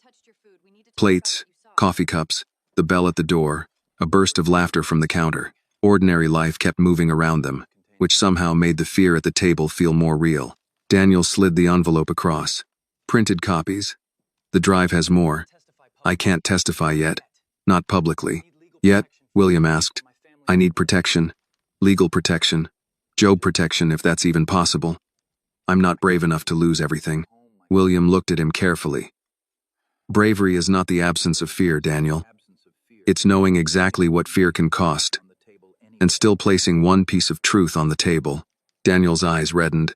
I waited too long. So did I, William said. That quiet confession changed the air between them. Annie opened the envelope just enough to see the first page, then stopped. Should Evelyn handle this? Yes, William said. We photograph nothing here. We take it to her. Daniel's face tightened. No digital copies from your phones. Please. Marcus spoke from the booth behind them. He said no phones. We heard him. Daniel turned, as if he had forgotten Marcus was there. Thank you. Marcus nodded once. Keep eating. Daniel took another bite because Marcus made it sound less like a suggestion than traffic law. William placed the envelope inside Ruth's paper bag, between the biscuits and the thermos, where no one glancing at the table would think to look. Annie noticed and almost laughed despite the tension. Grandma's biscuits are now evidence storage, she said. Your grandmother would approve if the biscuits are respected, William said. She'll ask if the truth got crumbs on it. Daniel managed the smallest smile, then his face sobered. There's something else. Preston is not only trying to bury the transfer issue, he's looking at properties near your diner. Annie went still. What properties? I don't know all of them. But I saw a memo about West Side community food assets and neighborhood acquisition opportunities. It mentioned Annie's Warm Bowl by name. William's expression hardened. He wants the block, maybe not the whole block, but enough to pressure you, enough to make it look like redevelopment. If he can't discredit the diner, he may try to price it out. Annie sat back, the sandwich bag crinkling under her hand. So he calls us small, then tries to buy the ground under us. Daniel looked ashamed, though he had not caused it. That's how the memo read. Marcus slid out of his booth and stood beside the table. Meeting's done. William looked up. Why? Marcus's eyes were on the front window. A dark SUV had slowed near the diner. It did not park. It rolled past once, then turned at the corner. Daniel's face drained. I knew this was a mistake. Annie spoke quickly but calmly. Look at me, Mr. Price. You're leaving with us. Marcus parked close. You won't walk out alone. I shouldn't have come. But you did, Annie said. So don't waste the part where you were brave. Marcus dropped cash on the table for coffee they had barely drunk. Back door? The waitress behind the counter looked over. She was older, with a pencil tucked behind one ear, and the weary awareness of someone who had seen trouble before. Kitchen door leads to the alley. Don't knock over my pie rack. Marcus nodded. Yes, ma'am. They moved without running. William carried the paper bag. Annie walked beside Daniel. Marcus took the rear. In the kitchen, the cook barely looked up as the waitress pointed them toward the back. Outside, the alley smelled of wet pavement and fryer oil. Snow had been pushed into dirty ridges along the wall. Marcus led them to the side street, where his pickup waited at the curb. The SUV was not there. Daniel stopped before getting in. If they know, I'm finished. William turned to him. No, if they know, we move faster. That's easy for you to say. It is not easy for me to say. I lost my house. I lost my company. I know what it is to watch a life get pulled out from under you. William's voice softened. But you still have something Preston fears. What? The truth he missed. Daniel looked at the paper bag in William's hand, then at Annie. Why are you helping him? Annie answered without hesitation. Because he was cold. Then because he was useful. Now because what happened to him is starting to happen to us. Daniel absorbed that, then nodded and climbed into the truck. Marcus drove a different route back, taking side streets, doubling once around a closed gas station, then heading toward the diner. Nobody spoke for several blocks. Annie held the paper bag on her lap now, both hands around it as if she carried something breakable. William looked out at the dark warehouses and rail lines sliding past. He had spent years thinking his empire was built of contracts and capital. Tonight, one frightened accountant, one packed sandwich, one waitress who knew the back exit, and one repairman with old military habits had moved the truth farther than any boardroom had. When they reached Annie's warm bowl, Ruth was waiting inside with Evelyn on speakerphone and the metal cash box open on the table. "Well?" Ruth asked. Annie lifted the paper bag. "Grandma, your biscuits helped smuggle evidence." Ruth looked at William. "Did they get crushed?" "No, Mom." "Then continue." Evelyn's voice came through the phone. "Tell me exactly what you have." William removed the envelope and set it on the table. His hands were steady now. "Proof they restricted my accounts before I signed.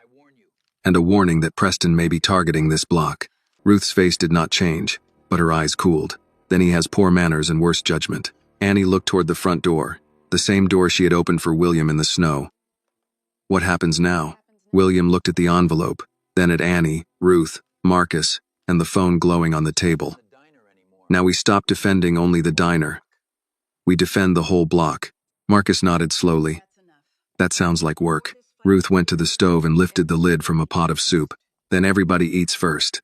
This time nobody argued. By sunrise, Ruth had already turned the stove on, but the room did not carry its usual calm. The pot was there, the bread was there, the coffee was there, yet every person inside Annie's warm bowl knew the fight had moved beyond one diner.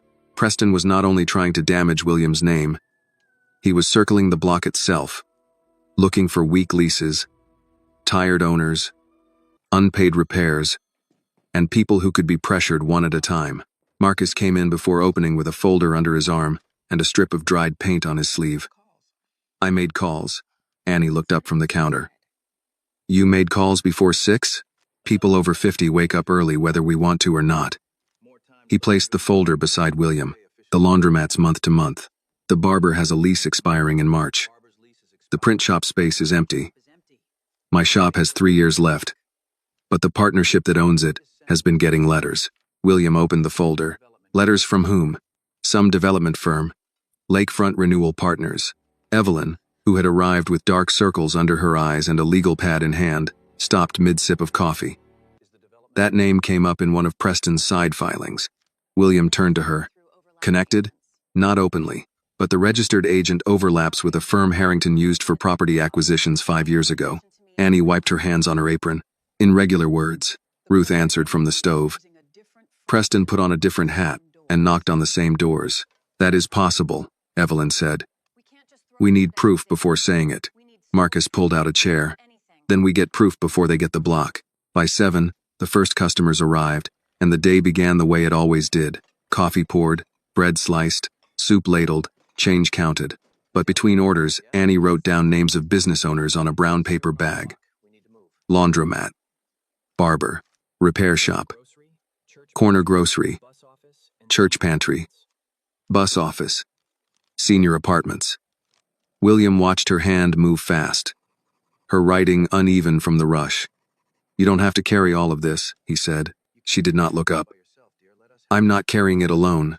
"No, but you are putting yourself in the center." Annie stopped writing. "Mr. Harrington, when you came to our door, you were one man in the cold. Now it's a whole block. If we open the door for one and close it for the rest, what was the point?" He had no answer ready, which he had learned usually meant she had said something worth keeping. At 10, they held the first meeting in the diner. Ruth closed for 1 hour, something she hated doing, and taped a note to the door. Community meeting. Coffee inside. The room filled with people who did not usually sit at the same table unless weather forced them to. Shop owners, older tenants, church volunteers, drivers, mechanics, a retired postal worker, and Mrs. Coleman with a notebook of her own. The barber, Mr. Alvarez, spoke first. "I got a letter offering to buy out my lease." Looked polite, but the number was insulting. The laundromat owner, Denise Park, folded her arms. "Mine said the building needed modernization." That's what they call it when they want you gone, but don't want to sound cruel. Mrs. Coleman lifted a printed letter. The senior building got a survey asking residents if they'd consider relocation assistance. Nobody asked if they wanted to relocate. A low anger moved through the room. Not loud, not wild. Older anger. The kind that had paid taxes, swept sidewalks, fixed signs after storms, and still had to prove it deserved to stay. William stood near the counter, letting them speak before he did. In his old life, he would have taken control of the room by instinct. Today he waited until Annie gave him a small nod. These letters are not random, he said. They are testing who feels alone. That is how acquisitions begin in neighborhoods like this. One owner thinks they are the only one receiving pressure. One tenant thinks no one else is worried. One business signs because they believe resistance is impossible. Denise looked at him. And what do we do? Some of us don't have lawyers. Evelyn stepped forward. Today, you have one for the first review. I'll look at every letter here and help you understand what it is and what it is not. No one signs anything today. No one agrees by phone. No one meets privately without telling someone else. Marcus nodded. Buddy system for paperwork. I like it. Ruth set a tray of coffee cups on the counter. And everybody eats something. Hungry folks make rushed decisions. Mr. Alvarez took a biscuit. Miss Ruth, you make biscuits sound like legal defense. Sometimes they are. The first laugh came, and with it, the room loosened enough to think. Annie brought out the metal cash box, not for money this time, but for copies. We'll keep a community file here. Only copies, not originals. Dates, letters, calls, visits. If somebody gets pressured, we write it down. Mrs. Coleman raised her pen. I can help with records.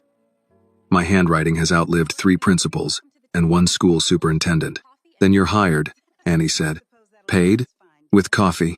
Fair enough. William watched the room form its own structure. It was not a corporation. No titles, no boardroom, no hierarchy.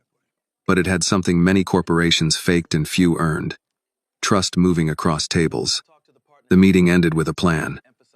Evelyn would review letters. Marcus would speak to the property partnership about the empty space next to the diner. Mrs. Coleman would organize a call log. Lena Whitaker would receive verified updates, not rumors. Annie and Ruth would keep the diner open as the gathering point. William would map the acquisition pattern without putting Annie's name on anything that could be used against her. After everyone left, Annie sank onto a chair and pressed her pencil to the paper without writing. This is bigger than I thought. William sat across from her. It usually is. Do you ever get tired of being right about bad things? Yes. She looked at him. Then be right about something good. He considered that. All right, this block has leverage. Annie blinked. That's your good thing? It is. You have press attention, organized records, long-term tenants, local support, and a community story people already care about. Preston can pressure 1 lease. He cannot quietly erase a block that is paying attention. Ruth came over with a towel in her hand. That sounded almost hopeful. I can try again with more warmth. Don't strain yourself. The diner reopened for lunch, and the crowd came steady. Word of the meeting traveled faster than the smell of stew. People brought letters folded in purses, envelopes from landlords, business cards from developers, and stories of phone calls that now sounded different when compared side by side. By late afternoon, the community file had grown thick. Then Kaplan arrived. He came in without his usual smile. Snow clung to his shoulders, and his eyes moved over the busy room. The folder box. Evelyn at the corner table. Marcus by the window. William behind the counter. Miss Johnson, Kaplan said. We need to discuss the lease. Annie stood upright. You can speak with me here. I prefer private. I don't. His face tightened. This is a business matter. Ruth stepped beside Annie. Then it can stand under lights. Kaplan lowered his voice. You are attracting attention that affects the property. William came forward, but Annie lifted one hand, stopping him. She looked at Kaplan herself. We pay rent. We keep the place clean. We bring people to this street. What attention are you talking about? The kind that complicates ownership. Ownership for who? Kaplan's mouth closed. Evelyn rose from the corner table. Mr. Kaplan, any lease communication can be sent in writing to Miss Johnson. I'll review it. He looked at her. You represent them now? For this conversation, yes, Marcus added, and for the part where you don't corner women in their own diner. Kaplan looked around and realized the room had turned toward him. Not aggressively. Worse. Attentively. Every person there would remember what he said. This is getting out of hand, he muttered. Ruth smiled without warmth. No. It is getting witnessed. Kaplan left with his coat still half open, the bell sounding sharper than usual behind him. Annie released a breath. William came close, keeping his voice low. You did that well. My knees don't agree. They're allowed to be scared after the work is done. She gave him a tired smile. Another business lesson? No, something I learned from you. That quieted her more than praise. Near closing, Marcus returned from a meeting with the property partnership that owned the empty space next door. He placed a key on the counter. Annie froze. What is that? Temporary access. 30 days. They'll consider a short lease if we clean it up and show a plan. William picked up the key, then placed it in front of Annie. Your decision. She looked at the key as if it were heavier than metal. Ruth stood beside her, saying nothing. The whole day had been about doors. Doors pressured. Doors watched. Doors almost bought. Now one more door waited. Annie touched the key but did not pick it up. If we use that space, it's not for making us look bigger. William nodded. Then what is it for? She looked through the window at the block outside, the repair shop, the laundromat, the people walking home with shoulders hunched against the cold. For making sure nobody gets pushed out hungry. Ruth placed her hand over Annie's for 1 second. Then tomorrow, we sweep. William looked at the key, then at the diner door Annie had opened to him. Preston was moving through shell companies and pressure letters, trying to buy what he could not understand. But inside Annie's warm bowl, a different kind of expansion had begun, not from greed, but from defense. Outside, the streetlights came on. Inside, Annie finally picked up the key. The next morning began with brooms, buckets, and a key that felt too important for its size. Annie unlocked the empty space beside Marcus's repair shop just after 7, while Ruth stood behind her with a scarf tied over her hair and William carried a box of cleaning supplies he had purchased with money. Marcus insisted came from the Community Coffee Fund, though no one could prove such a fund had existed before breakfast. The door opened with the same stubborn scrape as before, and cold air rolled out of the room as if it had been waiting years to leave. Annie stepped inside first. Dust coated the old shelves. A broken sign from the former print shop leaned against one wall. The ceiling showed stains, the floor was rough, and the back corner smelled faintly of oil and wet cardboard. She looked around and let out a breath. This is going to take more than one broom. Marcus came in behind her. I brought 3. Ruth studied the room, then pointed at the far wall. Prep tables there, pickup shelf near the front. No chairs yet. William turned to her. You already designed it. I cooked in church basements for 40 years. I can design a room while judging potato quality. Annie smiled despite the weight in her chest. Grandma, yesterday you said we were only looking. We looked. I didn't like the dust. Now we clean. By 9, half the block had found a reason to stop by. Mrs. Coleman brought labels and tape. Mr. Harris brought 2 folding tables from the delivery office. Denise from the laundromat sent over a rolling rack no one could remember buying. Mr. Alvarez arrived with a toolbox and said he was closing the barber shop for 1 hour because hair can wait, rent cannot. Nobody called it a grand opening. Nobody called it expansion. They called it cleaning the room next door, which made the whole thing easier to believe.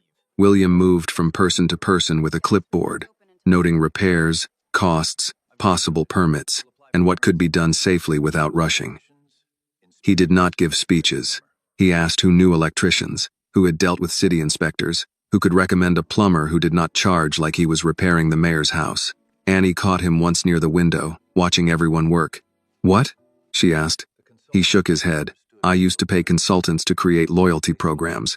And none of them understood loyalty. Before she could answer, Evelyn hurried in with her laptop bag against her side. Snow had melted on the shoulders of her coat, and her face carried the sharp look of news. William, he set the clipboard down. What happened? The finance documents checked out. Daniel's copies match internal timestamps from the archived system. More important, the account restriction was entered before your final signature. Ruth lowered the broom. So the trap has a date. Yes, Evelyn said. And Lena is ready to publish a follow-up. But that's not all. The development firm sent letters to 4 more properties this morning. Same language, same timeline. They're moving fast because they know people are organizing.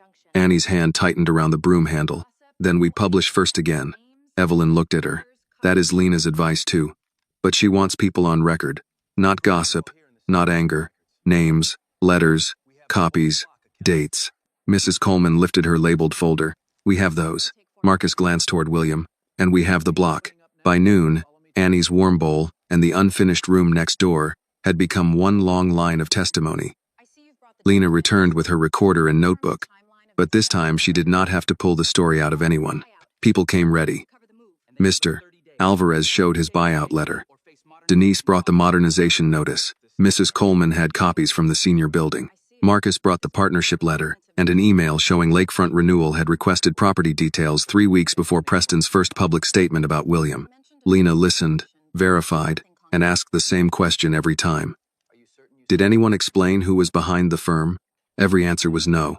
William watched from the counter, where he and Ruth had resumed serving lunch between interviews. He had thought the climax of his life would happen in court, under marble ceilings, with attorneys quoting documents and board members forced to answer. Instead, it was happening beside a pot of lentil soup, while a retired school secretary placed tape on copies and a mechanic held the door open for a reporter. At 2:30, Evelyn's phone rang. She stepped outside to answer, then returned with her mouth set. Preston wants a meeting. William wiped his hands on a towel. With me? With you, me, and his counsel, today. He says if you agree not to pursue emergency action, he'll withdraw any interest tied to the neighborhood properties. Annie turned from the prep table. He's admitting it? Not in writing, Evelyn said. He's offering peace without admitting there was war. Marcus scoffed. That's not peace. That's him trying to take the gun apart after fingerprints got on it. William looked at the room, at the people who had gathered not because of him alone, but because the threat had reached their doors. No private meeting. Evelyn nodded as if she had hoped he would say that. Then what? If Preston wants to speak, he can do it through counsel, in writing. With Lena aware that an offer was made after documentation of neighborhood pressure. He paused. And we file emergency notice to preserve records. Evelyn's eyes sharpened. That will force them to hold internal emails, acquisition memos, account logs, all of it. Yes. It will also make this official. William looked at Annie. It already is. Annie did not smile. She only nodded. By late afternoon, Lena's follow-up article went live. This one was harder than the first. It named the development firm, traced public records, showed the pattern of letters, and included the account restriction timeline without revealing Daniel's identity. The headline moved across phones in the diner before Ruth had finished the supper bread. After former CEO finds shelter in Westside Diner. Records point to wider pressure campaign. The reaction came faster than anyone expected.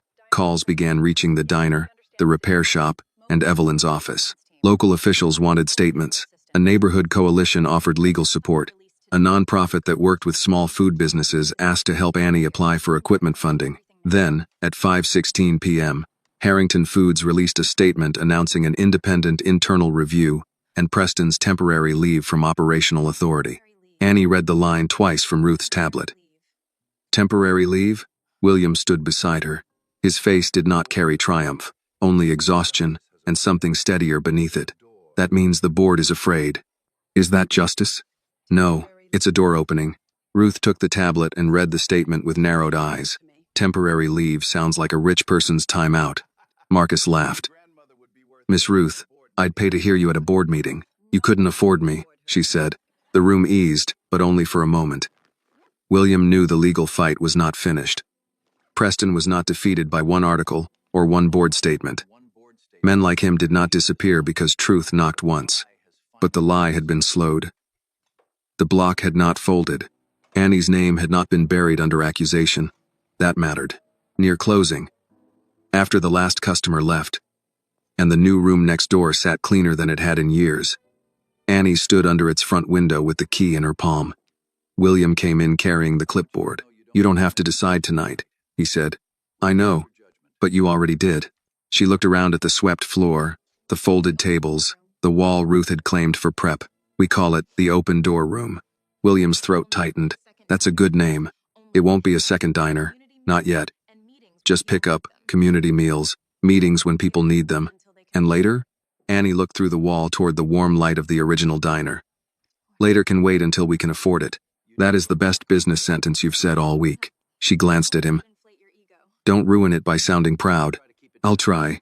Ruth entered with a small pot of soup and 3 bowls. Planning makes people hungry. Marcus followed with 4 spoons. You forgot me. I did not forget, Ruth said.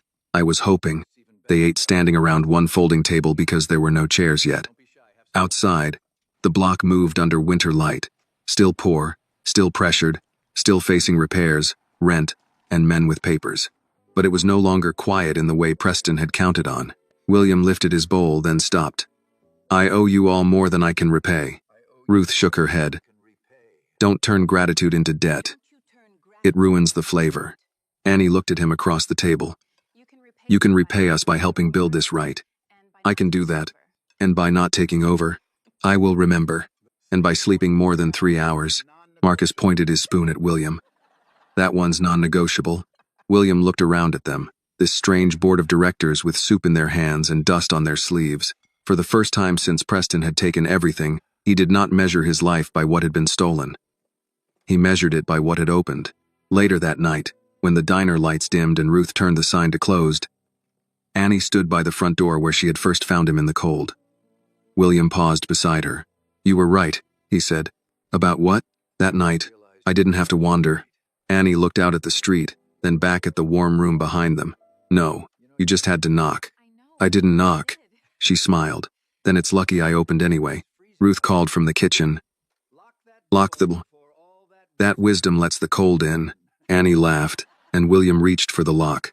Outside, snow began again, soft against the glass. Inside, the stove cooled, the records rested in their boxes, the key to the open door room hung beside the register, and a man who had lost an empire stood in a diner that had taught him what a home could still become. This story reminds us that true wealth is not measured by money, power, or titles, but by the doors we choose to open for others when they have nowhere else to go. William lost his empire, but through Annie, Ruth, and their community, he learned that dignity can be rebuilt through kindness, honesty, and useful work. Annie's courage shows that one small act of compassion can grow into something much larger, protecting not only one broken man but an entire neighborhood. The lesson is simple. When people stand together, truth becomes stronger than fear, and even the smallest place can become a home for justice. This video is a work of fiction created with the assistance of artificial intelligence. All characters, events, and situations are not real and do not represent any actual people or true stories. The content is intended for storytelling and emotional illustration only.